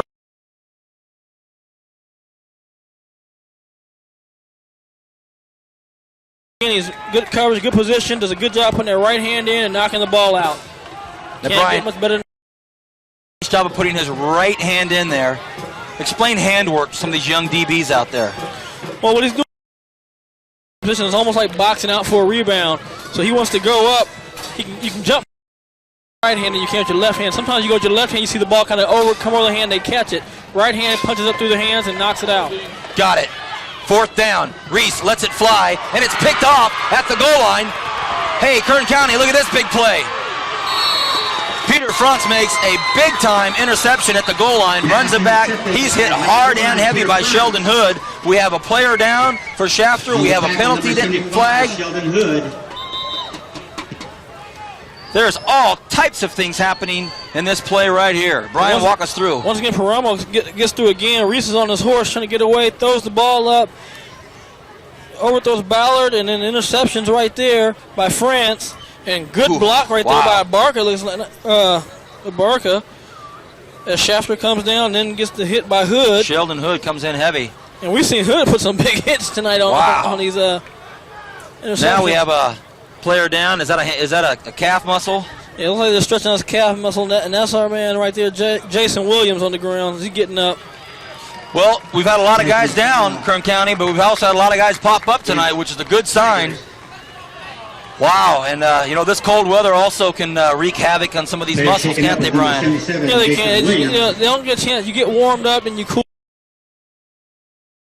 Sometimes you can pull some hamstrings or quads when it's kind of weather.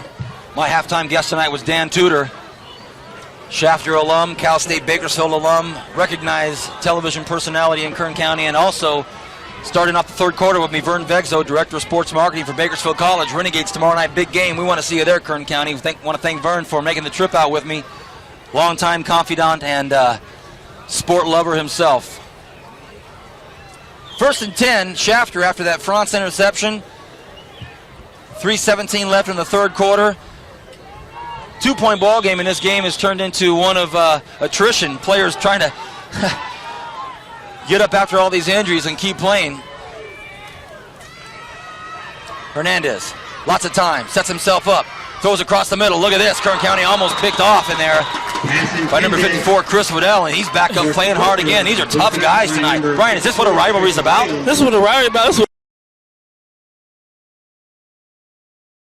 and like you said earlier, Vance, there's no tomorrow for the rest of this season for either team, more than likely. So they're just going to come out, and they're going to put it all on the line tonight because they're going to be able to brag against each other for the rest of their lives in this tight-knit, with these two communities being so close. I remember when, in 2002, in the rain, we put it to you. Guys in the truck are laughing at that one. Hernandez, extremely underthrown football. But considering he was under such monstrous pressure by Franz DeWitt, and they're sacking him with a cast on his hand, the epitome of tough guy football, there he is. Pow! And right there, again, you said good pressure, had to unload the ball before he wanted to, and threw the timing off and unable to complete the pass. Well, clock keeps stopping on these incomplete passes. First half, the clock just rambled on with this wet atmosphere, but now it's dry, and Hernandez wants to put it in the air again. He's in the shotgun. 3rd and 10. It's a draw play. Hands the ball off the middle. Look at this.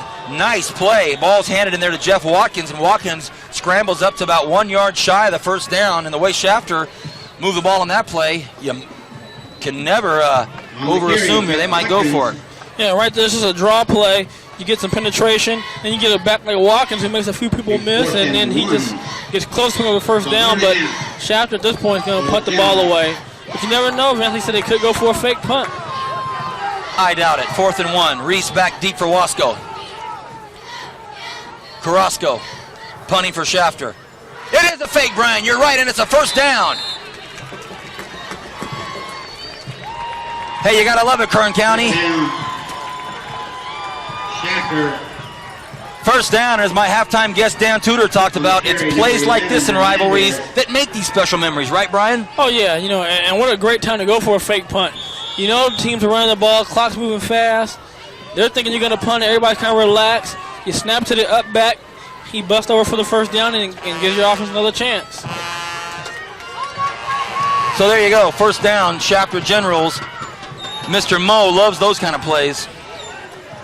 Momentum could build for the Generals. Hernandez in the shotgun again. The exact same play. It's a draw, but it's a fumble. Ball still loose. Look at this. Kern County, can you believe it? The young Woolridge front runner has earned himself an extra notch on his belt. He comes back from an injury, and Chad McCurdy looking pretty. Yeah, he is. After being, like you said, coming back from injury, and he comes out of the pile of the ball. Slippery Piskin is still wet out there, and he takes off for a second touchdown of the game. Outstanding, Brian. What do you think? Right there, just a mishandle of the handoff right there. You can see the ball is never recovered by Mike. He comes in, he's standing up, picks it up, takes off. Knees never touch the ground, and there he is. Big plays on defense from McCurdy to go along with the first quarter. 5 minutes ago, he's on the sidelines holding his shoulder. We thought he might be done. He comes back. You want to talk about rivalry football. McCurdy wants to stamp his name all over this 2002 edition. 2-point conversion by the Wasco Tigers. Look at this. Fred Island runs it in. That makes it 16-6. Shafter Generals fake the punt, get the first down on a draw play. They fumble it. McCurdy picks it up, runs it 40 yards for just like that. 16-6 Wasco. And this crowd is loving it. Man, I mean, he's not only trying to, he's trying to go for performance. Anybody score offensively and defensively this year. Young Woolridge, performance of the season. Brian Adams with an early indicator of what it's going to take for an award such as the performance of the season. There's McCurdy, nice looking young man, happy that first of all he's still playing after that is nursing, and to go along touchdowns. One off a defensive play, one off a running play. Brian, there's you and I. There's me in my trench coat like the basketball player wimp that I am. Hey, Kern County, thanks for joining us. Appreciate having you here. It's kickoff time late in the third quarter. Shafter in trouble considering that they scored a long time ago, and it's Wasco defense using this momentum from McCurdy's two big plays to possibly make it even tougher for him. Time Warner's High School Game of the Week. Thank you, Jesus Shack, Real Rock 104.3, KERN 1410, and of course, Young will be down on the field to hand out that award. You know, Vance, that 2-point conversion was huge too, because now Shack has to score twice. Had the 2-point conversion been stopped, they could score one time, get their own 2-point conversion, and be tied up. Now they have to go out, score, get the ball back, and kick a field goal to win. Voice of Brian Adams. Brian brought up the very poignant fact about his drillers tonight playing Ridgeview. Ridgeview broke through, got off the snide this year in week 2 of our Time Warner Game of the Week, beat South High School. They also have made strides in their program in general. Tonight playing the drillers and Griffith Field. And you know, man, and we saw they play good defense, and I think Who's that, Ridgeview? Ridgeview. In Right. games that we've seen, that's what the drillers struggle at, is trying to get some offense against these better defensive ball clubs. Low kick. He's got room. Look out. Ooh. That was Stephen Prendez, or was that Watkins? By number 85, is the whip. That was Watkins, Kern County, and that's a dangerous guy to get a low kick like that. He almost broke it, so. And right here, he comes through, and the Witt does a good job of a touchdown right there. I mean, these guys, man, play offense, defense, and all special teams. I mean, these are all throwback players. 1st and 10, Shafter. Hernandez in a shotgun standing in a puddle of mud. Surprised he didn't fall over, but he does get his pass tipped right up on the front line, and go figure, it's Franz DeWitt with a cast on his hand. So give you as you see the visual, quarterback standing in the mud, having his pass blocked by the punter, who also is a defensive end with a cast on his hand. It just doesn't get any better than this as far as old. Really makes high school football as play all their plays. Like we said, you know, they the rivalry. 2nd and 10 in the shotgun, literally standing in a circle of mud puddle that he has. Look at it! Up in the hands of the intended receiver, Travis Croker. So Travis Croker comes down with nice reception, concentrated, focused.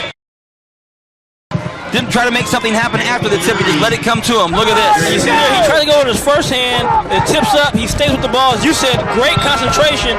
And right there, just play. And you can't say enough about the concentration on that catch. 3rd and 1, and Vern Vexo says, wow. The shotgun. Play by the Shafter quarterback. Easy 1st down as far as getting this game, picking up the pace here. Perfect weather. It feels like August. Well, Shafter has to get a little bit of a not a panic mode, but a little urgency in their step. And start firing some ball in the end zone. And as you say, Brian, they need to score. Execution needed in this Shafter offense right now. Hernandez on another keeper. They found something they like here, and he gets another 7 yards. So 2 in a row by Hernandez, and now they've set it up for pretty much anything. Yeah, and that's the good thing. You get the 2nd and short. Now you can go deep. You can go back to a run. Has been Hernandez. Not get a playoff here before the quarter ends, but it looks like we will. Last play of the 3rd quarter. Shafter trails by 10. Hernandez in the shotgun. Oh, a low snap. Hernandez picks it up off the ground. Tries to get picks it up again. And a miserably broken play by Shafter. Low snap, drop pass, and that takes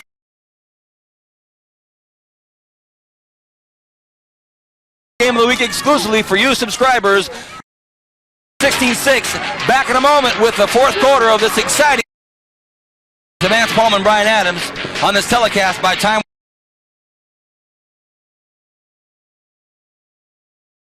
Some things can't be built. And integrity. Of Young Woodridge has had one of the strongest personal injury teams in the entire Central. That team is stronger than injury verdicts in Kern County. Put our experience to work for you. The law offices of Young Woodridge. Integrity you can trust. KERN News Talk 1410, Bakersfield's hometown news and talk leader. The station you can trust first for breaking news and the most complete local coverage. We are KERN News Talk 1410, bringing you the pulse of the world, 24 hours a day, 7 days a week. Make an appointment with KERN News Talk 1410, Bakersfield's hometown news and talk leader.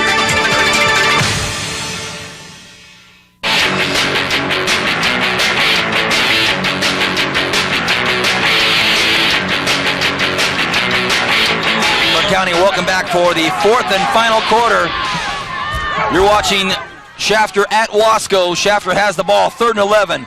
Massive 3rd down play. Quarterback Hernandez in the shot. Thinks about running himself. Flag on the play. Complete pass out there across the middle. Short of the 1st down anyway. But it was caught out there by Travis Croker. There's laundry on the field. We'll find out what it is in just a moment here.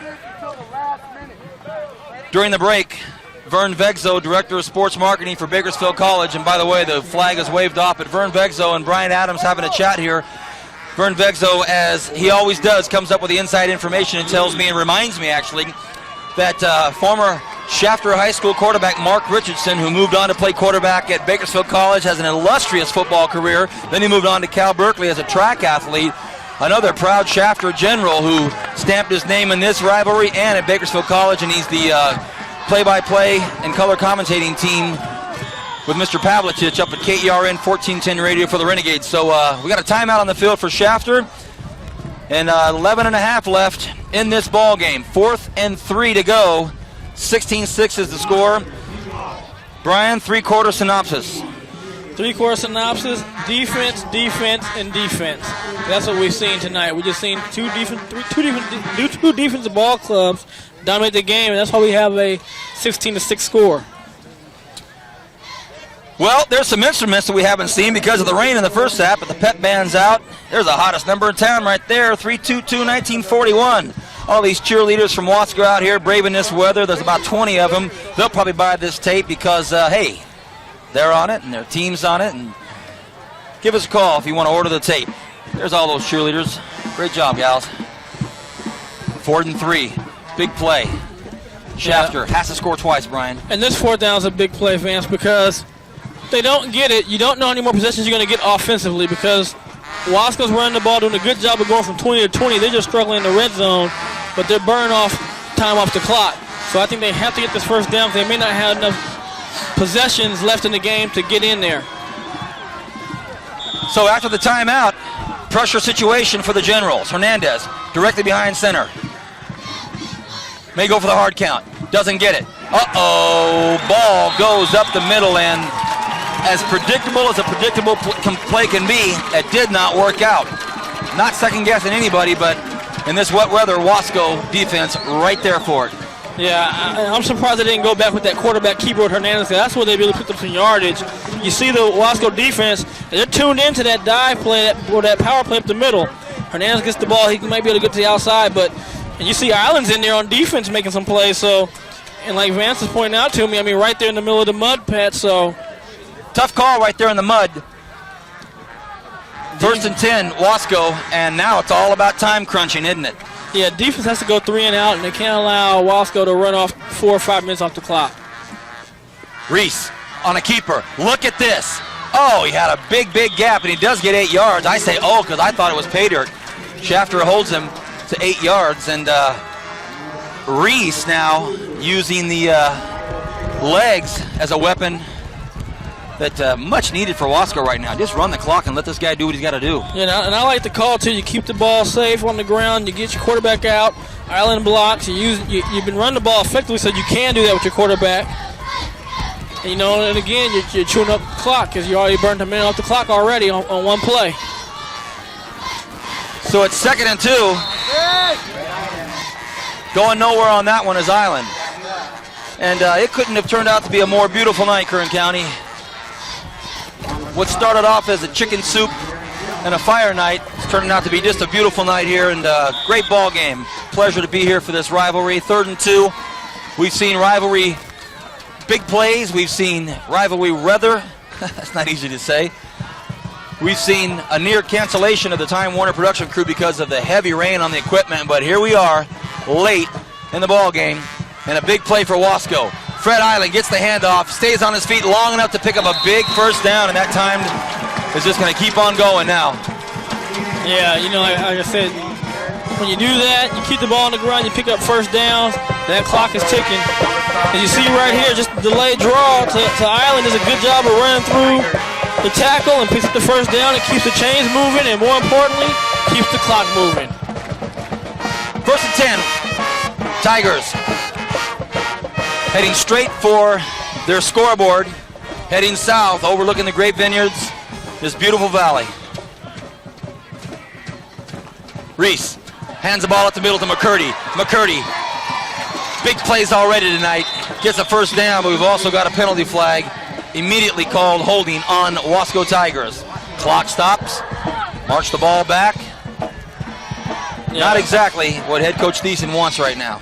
No, but the Shafter people are happy. I can tell you that. Oh, yeah. Who will be the young Woolridge player of the game? All of you at home tonight, I can already hear you saying it, but the game's not over. A lot of time left. Anything can happen.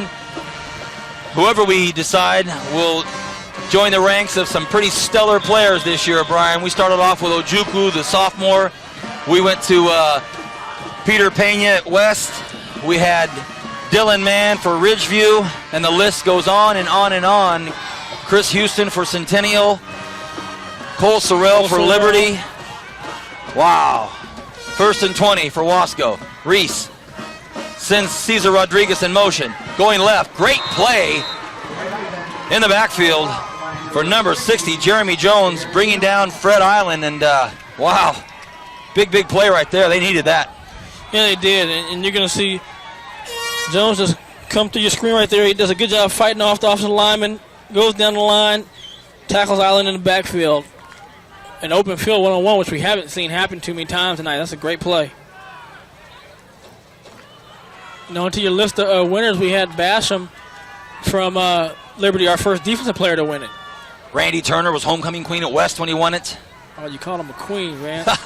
Homecoming king. What'd I say? Look at this. Fred Island breaks 2 or 3 tackles, steps out of bounds, but gets back in front of the original line of scrimmage. Hey, Randy Turner, you know what I meant. Homecoming king. Goodness gracious. I should get thrown off the set. 8.5 minutes left in this ball game. Wasco leads by 10. Good stop right there and cut back. Able to pick up some potty yards, gets to about 3rd and 8. The only thing you could have hoped for if you were Wasco is he just stayed in bounds, but just playing football right there. 3rd and 7. Number 7, Chris Ballard, split left. He's going to go one-on-one with Nick Abarca. Will Reese look left? No. Drop play up the middle. Fred Island. Not drugged down yet. Still on his feet. Still keeps going. Man, this kid is tough. And don't forget, he had a bit of an ankle turn earlier in the ball game. But as we talk about in this rivalry, who wants to come out? Nobody. No, they don't. They say we're tough out here in the country, fans. We don't play that. We just get up and come back. This past summer, I personally was out on a harvesting crew, harvesting watermelons right out in between Shafter and Wasco. Farmer's Watermelons was a former Shafter player himself and now coaching in the city. Might have a bit of an injury.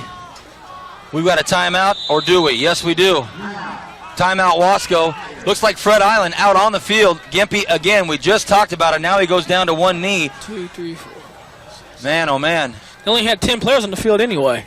So Wasco, short a player on the field, has to call a timeout for Fred Island, who is down on one knee, and so they saved themselves a penalty. But far more importantly, their big running back, Fred Island, down. He hops up again. We've seen a multitude of examples of toughness tonight, but now, so here's a replay in real time of Fred Island starting to go down. This is a real-time replay here, not in slow motion, and he starts to kind of think, man, I don't think I can do it. Now he goes down. Pops up and just calls timeout here, Brian. He just takes matters into his own hand and says, no, can't do it, guys. So obviously this tough running back is hurt. He's down on the sidelines now, and this is a live shot of the sidelines of Wasco. Very much concerned about Fred Island. Unfortunately, play has to keep going. Yeah. I mean, he looked over to the coaches, and they told him to call timeout. He called timeout with only 10 players. So they needed to get up another player on the field. 4th and 5. In the midst of it all, Wasco is going to punt. Wow. Back to punt for the Tigers. It's DeWitt again. Gets off a low one. Almost got that one punt. Roughing the kicker will definitely be called. The punt was not deflected. And unfortunate mistake out there by a Shafter player. I believe it was Michael Figueroa who came in to try to block the punt. Didn't get it and hit the punter. And big break for the Wasco Tigers. And now they can really think about working this clock down to 0. Yeah, because you're talking about you can burn off roughly about 2 or 3 minutes for 3 plays. Costly penalty, Brian. Yeah. Roughing the kicker. And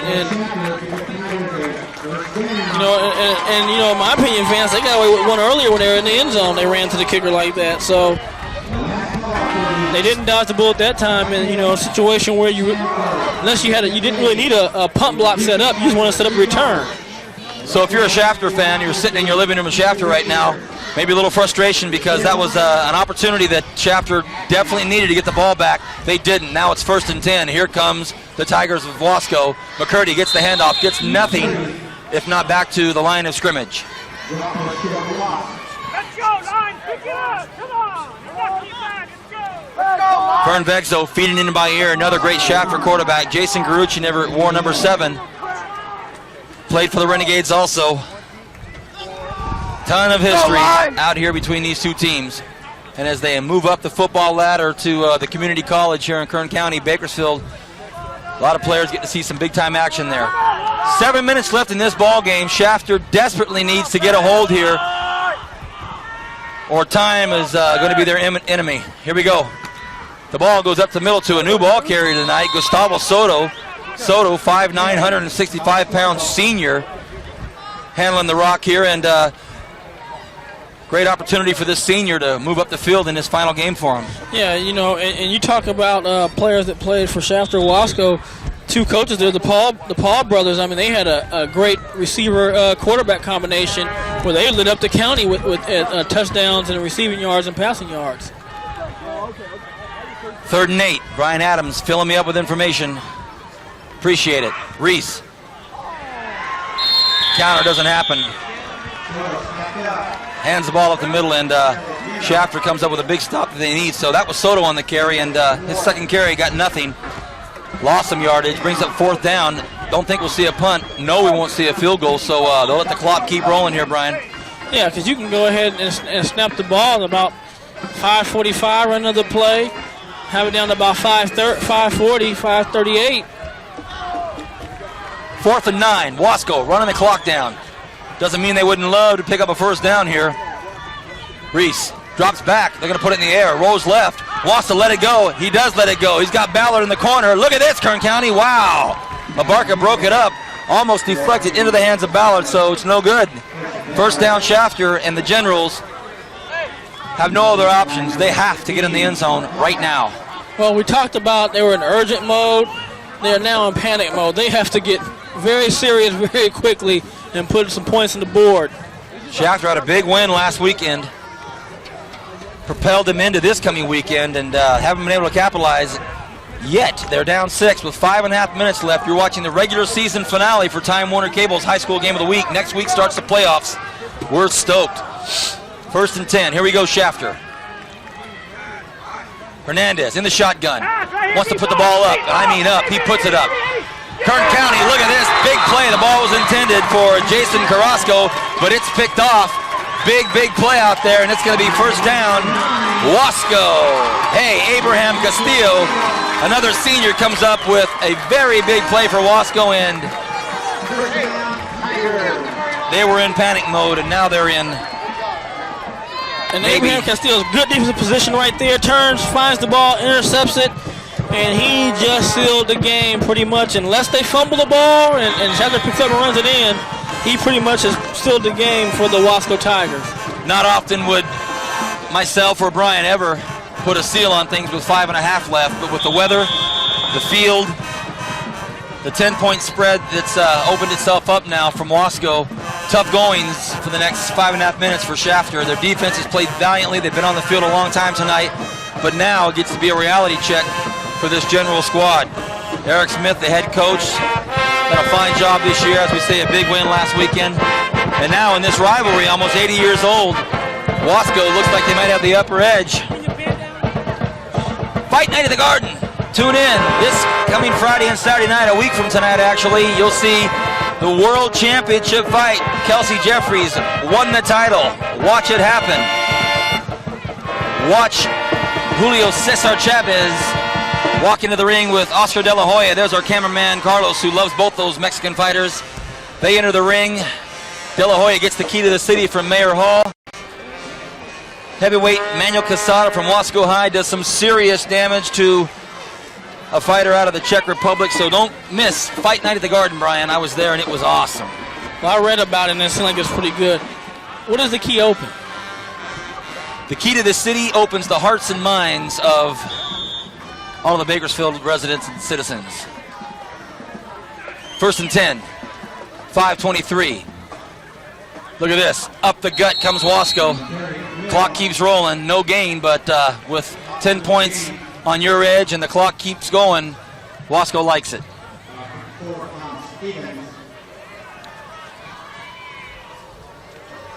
Brian, if we take a look at the playoff picture, I don't want to start guessing and assuming which teams will go. We know that's a sure thing for some teams, but when we get into mid to late November games, start playing for rankings for this year and for next year and for trophies and titles. Oh, yeah. Great stuff, isn't it? You're all pumped up. Oh, I mean, it's nothing like playoffs, you know, and like Coach Mills tell us when we're at UCLA is the games to remember are played in November, so we're going to have some memorable games to see this year.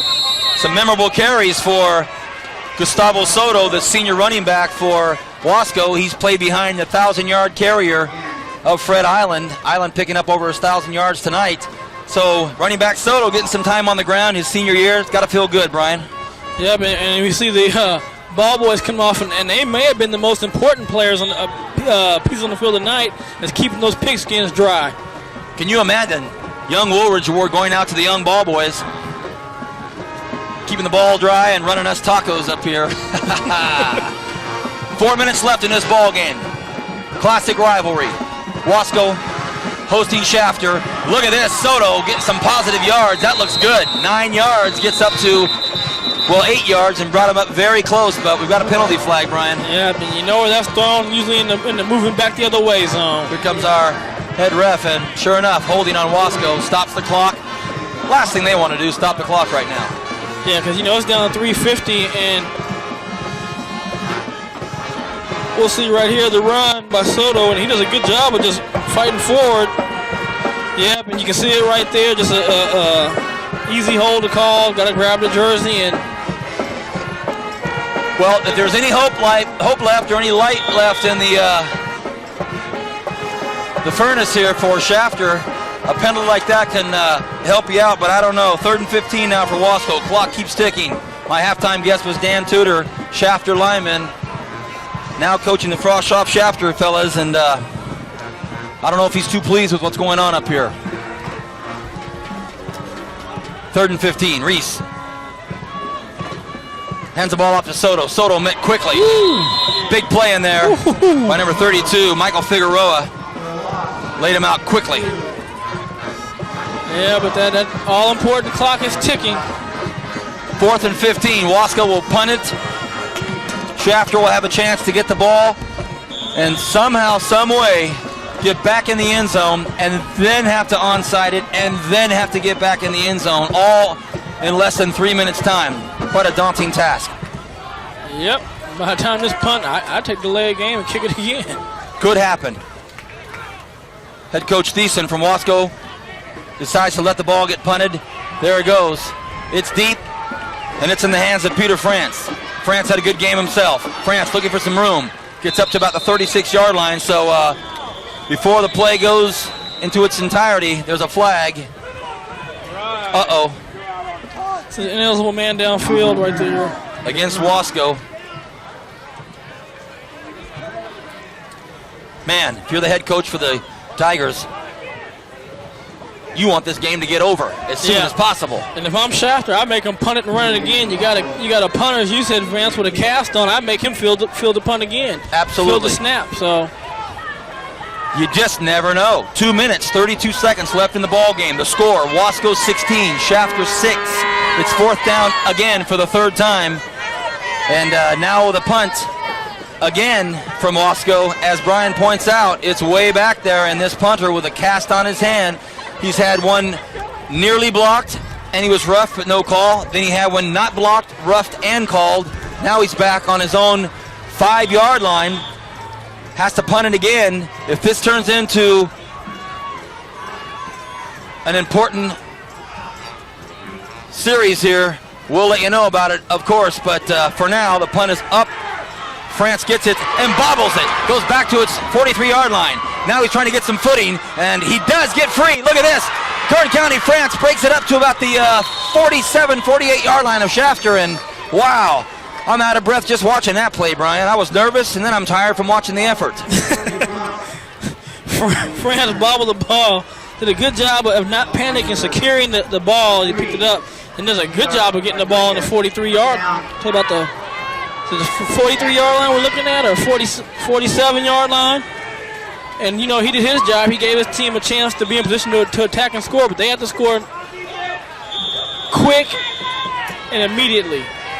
Timeout Wasco. So, of all things, Wasco calls a timeout to give Shafter just a few more minutes here to kind of get their game plan together.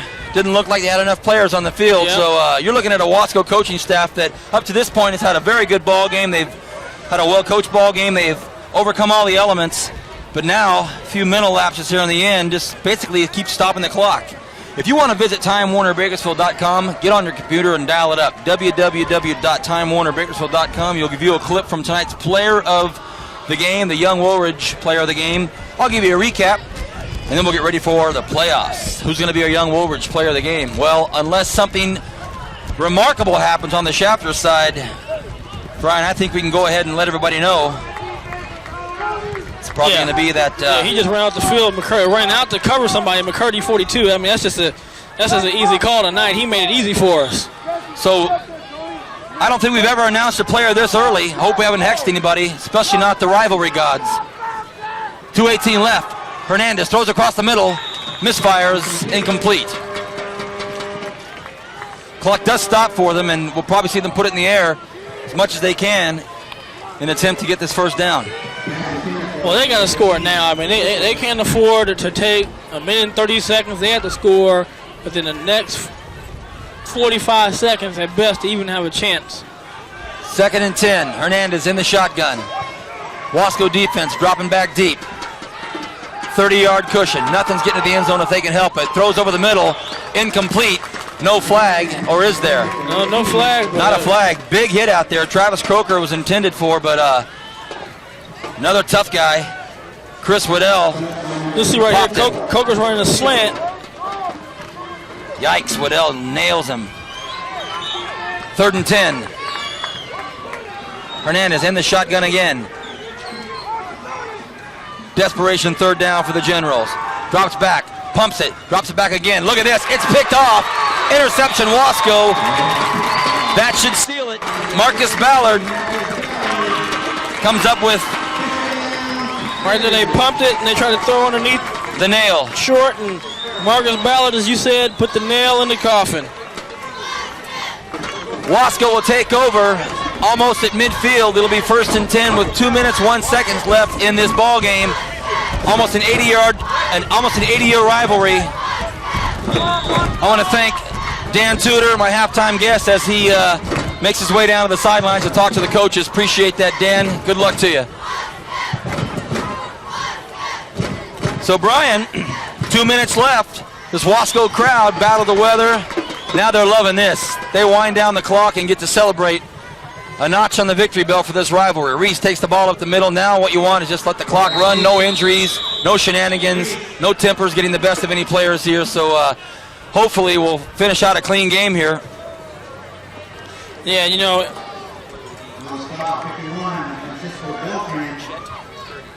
and right there, you know, man, you can just go ahead and just either hand the ball off or even just take a knee, because Shafter's not taking a timeout to stop the clock, so you can run the clock out now and just end the game.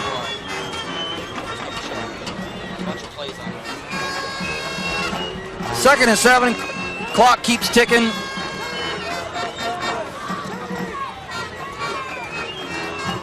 Wasco pep band loving it. Cheerleaders loving it. Fans loving it. Reese on a keeper. Rolls left. Uh-oh. Doesn't want this. Doesn't want to get hammered by 6 or 7 Shafter guys, and they finally bring him to the ground. Clock keeps ticking. We're going to go under a minute here. Brian, as the regular season comes to an end, I want to extend my thanks to you for welcoming me into the telecast for Time Warner. It's been a great regular season. As we get into serious football next week, we'll have our work cut out for us, but I want to thank you. Just a great commentator, and I look forward to hopefully a lot of great years with you. Thank you, Vance, and you know, you made it easy. You set it up, and I just babble, so it works good. Last night, fight night at the Garden. I'm front row and center, about 10 feet away from De La Hoya and Chavez, and I got people coming up to me talking about high school football, so you know that the level of talent in this Kern County football scene is high. And talk about great talent. There's our young Woolridge player of the game, Chet McCurdy. Big-time plays. He tosses the bottle just like he kind of tossed all the worries aside. Had a little bit of a shoulder injury tonight, but he scores 2 touchdowns, one on offense, one on defense. Made a big interception. He will be our young Woolridge player of the game. And as Brian noted, a front runner possibly for young Woolridge's performance of the season. Scored a touchdown on both sides of the ball. Brian, thanks for pointing that out. We'll have to see what the Kern County Time Warner Cable viewers select on the website. 3rd and 12. Reese takes the ball. He's not going to pass it, just keeps it. Might pick up a first down here. Makes a cutback, and look at this, Kern County. I don't think he gets it, but it's a nice play. He stays in bound. The clock keeps ticking. And they may have to get off one more play, which will be going down on one knee, but I don't know, Brian. Schafter waits quite a long time to call a timeout. Maybe they just were thinking that this ball game's over, but in order to give themselves the slightest possibility, they do call a timeout. Kern County, you have been watching the 10th week of high school football on Time Warner's High School Game of the Week exclusively on this channel. We want to thank Real Rock 104.3, Jesus Shack, KERN 1410, and Young Woolridge, having been with us all regular season long. We thank you for these telecasts being possible, and we sincerely thank Young Woolridge for allowing us to present the Young Woolridge Player of the Game Award every week. Thank you. There's those cheerleaders in the mud. Good for you, ladies. When you watch this video, you'll remember it. Oh! Well, we don't have her name, but she didn't go down, did she? She didn't go down. That was a great save. Young Woolridge, traction of the game goes to that cheerleader. Look at this. Reese gets thrown down for the last play, at least for Wasco. Brian, the clock is stopped just so the players can come onto the field. Schafter will get one last chance, so let me make an official congratulations to our Time Warner production crew for 10 killer regular season games. Fellas, if we went back through every one of them, we could find great moments from each one. Great job tonight, muscling up in this weather, and I want to thank everybody for tuning in to watching us. Next week we start the playoffs, and obviously very excited about that. Last play of the ball game for Schafter. Schafter would like to at least get something in the end zone, make this score a little closer for this big rivalry. They're split wide right, split wide left. 5 men on the line. Hernandez in the shotgun. And in the mud, he drops back. He rolls, looking for some time. Look out. Will he get out of bounds? No, he'll let it fly. And it's complete out there. No, it's not. It's dropped. It was a great pass right on the money, but Jeff Watkins, superstar for this squad, believe it or not, dropped it. Yeah, and that's just the case where he was trying to make a move and make some time before he got the ball, but we have a flag again. And yikes. Well, Brian, roughing the passers, they're going to call it. So you'll see right here, and that's a good job of getting outside. He finds his target, he throws it. Great and just a way late hit by DeWitt right there. That wasn't even close. So with 28 seconds left, another penalty by Wasco. Head coach Thiessen probably beside himself right now. Maybe I'm overspeaking myself, but we have all of these penalties in the last series that continues to keep Schafter in it, if you will. Now all of a sudden, with 28 seconds left, they're only down 10. If they get in the end zone, they possibly kick an onside. Something to learn from every football game, isn't there? Hernandez in the shotgun, 1st and 10. Lets it go, has a man out in the open. He finds his guy, it's Nick Abarca. Abarca gets out of bounds with 22 seconds left, so down to the very end, as all great rivalries go, they're not going to quit. No, they're not. And, Abarca did a great job of understanding to catch the ball and the dash out of bounds. So, as it stands, Kern County, 16-6. That's the score. Wasco leads by 10. There's only 22 seconds left in the ball game. The crowd pretty much finished up here, except for the faithful, loyal friends and family members of these players. Schafter, again, wants to get in. 1st and 10. Hernandez in the shotgun. Takes the snap. Wants to put it up. underthrows actually. Takes a hit as well. Intended out there for Travis Croker. 16 seconds left on the clock. Second down. And Vance, I mean, at this point in time with 16 seconds left, you have to throw the ball into the end zone and just hope somebody comes up with a miraculous catch to get the touchdown. Then you're still talking about maybe 8 seconds left, kick an onside kick, and then no timeouts. You have to throw a ball down and get out of bounds, kick a field goal. So they need some serious miracles. 2nd and 10. Hernandez lofts it up high and heavy. Does he have a man? He does have a man. Is it? No, not intercepted, not caught. Broken up out there by Abraham Castillo. Castillo playing in his final game, a 5'9", 150-pound senior. Nice play, Abraham. And he's going to have a nice memento with this interception he got earlier. But right here, again, he has good coverage. Does a good job of finding the ball. Jumps up, almost makes the interception. But that pretty much knocking that ball away right there sealed the game, which was sealed. He sealed it earlier with 5 minutes left. But 9 seconds left. 3rd and 10. Can Shafter get in and cut the lead and hope for a miracle? Hernandez drops back, wants to go left, but then he rolls right. What can he do? 4 seconds left in the ball game. Throws it up, lofts it up. What's going to happen? It is knocked away, and that's it. Time has expired. Wasco Tigers win the rivalry of almost 80 years. They defeat the Shafter Generals 16-6. That says it all for Shafter. Too little, too late. Didn't come up with it. And the final season game for Time Warner Cable's high school game of the week is a big rivalry that ends with Wasco defeating Shafter. They get another notch on the victory belt with this great, great rivalry. We'll be back with the young Woolridge player of the game, a guy that's had one great rivalry game to remember, Chet McCurdy. You've been watching Time Warner's high school game of the week exclusively on this channel. As the players shake hands and finish this edition of the rivalry, we acknowledge another great game. Back in a moment with the player of the game.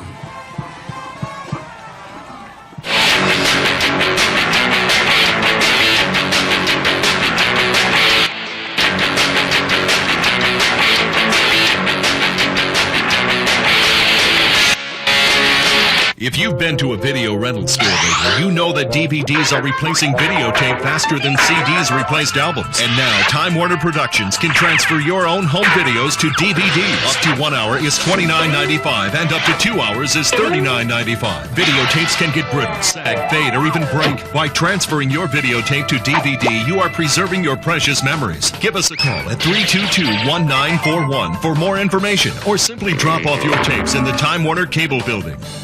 KERN News Talk 1410, Bakersfield's hometown news and talk leader. The station you can trust first for breaking news and the most complete local coverage. We are KERN News Talk 1410, bringing you the pulse of the world, 24 hours a day, 7 days a week. Make an appointment with KERN News Talk 1410, Bakersfield's hometown news and talk leader. The media has become a staple in our everyday lives, whether it's a song, an advertisement, or even a news story. Everywhere you turn, there's a message in one form or another. Do you realize how much media your child is exposed to every day? And everything your child sees and witnesses affects them. It's time to take action and become involved in what messages your child comes in contact with. Filter out the negativity and let these messages be positive. It's up to us to shape their future. Let it be a happy one. Some things can't be built in a day. Things like honesty, dedication, good hard work, and integrity. Since 1939, the law offices of Young Woolridge has had one of the strongest personal injury teams in the entire Central Valley. Today, that team is stronger than ever before. Through the years, our attorneys have won some of the highest dollar personal injury verdicts in Kern County. Put our experience to work for you. The law offices of Young Woolridge. Integrity you can trust. Former Wasco High and legendary foothill coach Ned Permitter is rejoicing tonight as his Wasco Tigers defeated the Shafter Generals 16-6, but not if it wasn't for a stellar performance by McCurdy with 2 touchdowns, 1 on offense, 1 on defense, and interception. He's our Young Woolridge player of the game, and I'm going to throw it down to Vance. Down to you, Vance. Thank you, Brian. Hey, Kern County, I'm down in the mud. Favorite part of the ball game for me, the Young Woolridge player of the game. Kern County, if you watch this ball game all the way through tonight, you saw that the very first score of the ball game came from this young man, Chet McCurdy, but it was set up by also his interception, and then he finishes things off with a defensive touchdown. Bottom line, Wasco doesn't win the big rivalry if he doesn't score his 2 touchdowns. Out-and-out front runner for Young Woolridge performance of the season. Chet McCurdy, congratulations on this big rivalry. How do you feel? I feel good. I don't know how else to say it. Well, I ask you how you feel for 2 reasons. Number 1, a big rivalry win. Also, an injury tonight. Tell us about last week, not playing in your ball game last week, having to know the big one this week is coming up. Well, yeah, my doctor said take 2 weeks off last week, but I just took a week off. I had to play this game, my senior year, the big Shafter-Wasco rivalry, so I knew I had to play. I didn't think I'd play like this. Well, great performance. Talk us through the week that builds up to this game. Are there special things that happen on campus, or is it just a special feeling knowing that it's the big Wasco Shafter game? Well, actually, it's a little bit of both. We have a big week. We do a lot of stuff at school, and it was just a great feeling all week. Everybody felt confident. Shafter just beat Tehachapi, but nobody cared. Nobody cared. We knew we could beat them. Great thoughts. We're looking at the replay here in just a moment of the defensive touchdown that you had. Offensive one was awesome in itself, but this defensive one, it looked like the ball was dead. You scooped it up, took off. Walk us through that one. Well, they fumbled the ball. I saw everybody scramble. I didn't know what to do. I just kept playing. You never know. That's how I felt. So I just picked it up and ran, because you never know. Chet McCurdy, Young Woolridge player of the game for this big rivalry, last regular season game for us at Time Warner Cable. I want to present to you, on behalf of Young Woolridge, this plaque and also this t-shirt, this long sleeve shirt. The only way you get it, Chet, is to become the Young Woolridge player of the game. I want to congratulate you and your teammates on a big rivalry. Chet, I know you're a baseball player. Tell us about the spring ahead of you. Well, we have a good, talented class, and I guess we showed it tonight. We're all around good. I think we can have a good season, so I'm just happy to be with these guys. Young Woolridge, player of the game, exemplary performance tonight. 2 touchdowns without his 2 TDs. They can't win it. 1 on offense, 1 on defense, and he puts a stamp on the 2002 rivalry, Wasco Shafter. That's Chet McCurdy. Congratulations. Kern County, get ready. Next week it's playoff time. We appreciate you being with us during the regular season. We'll see you next week. Playoff time. This is Vance Palm alongside Brian Adams for all the Time Warner crew that stuck it out tonight. Congratulations, and good for you, Ray, directing this. Chet, congratulations. Kern County. See you next week for playoffs. Over and out.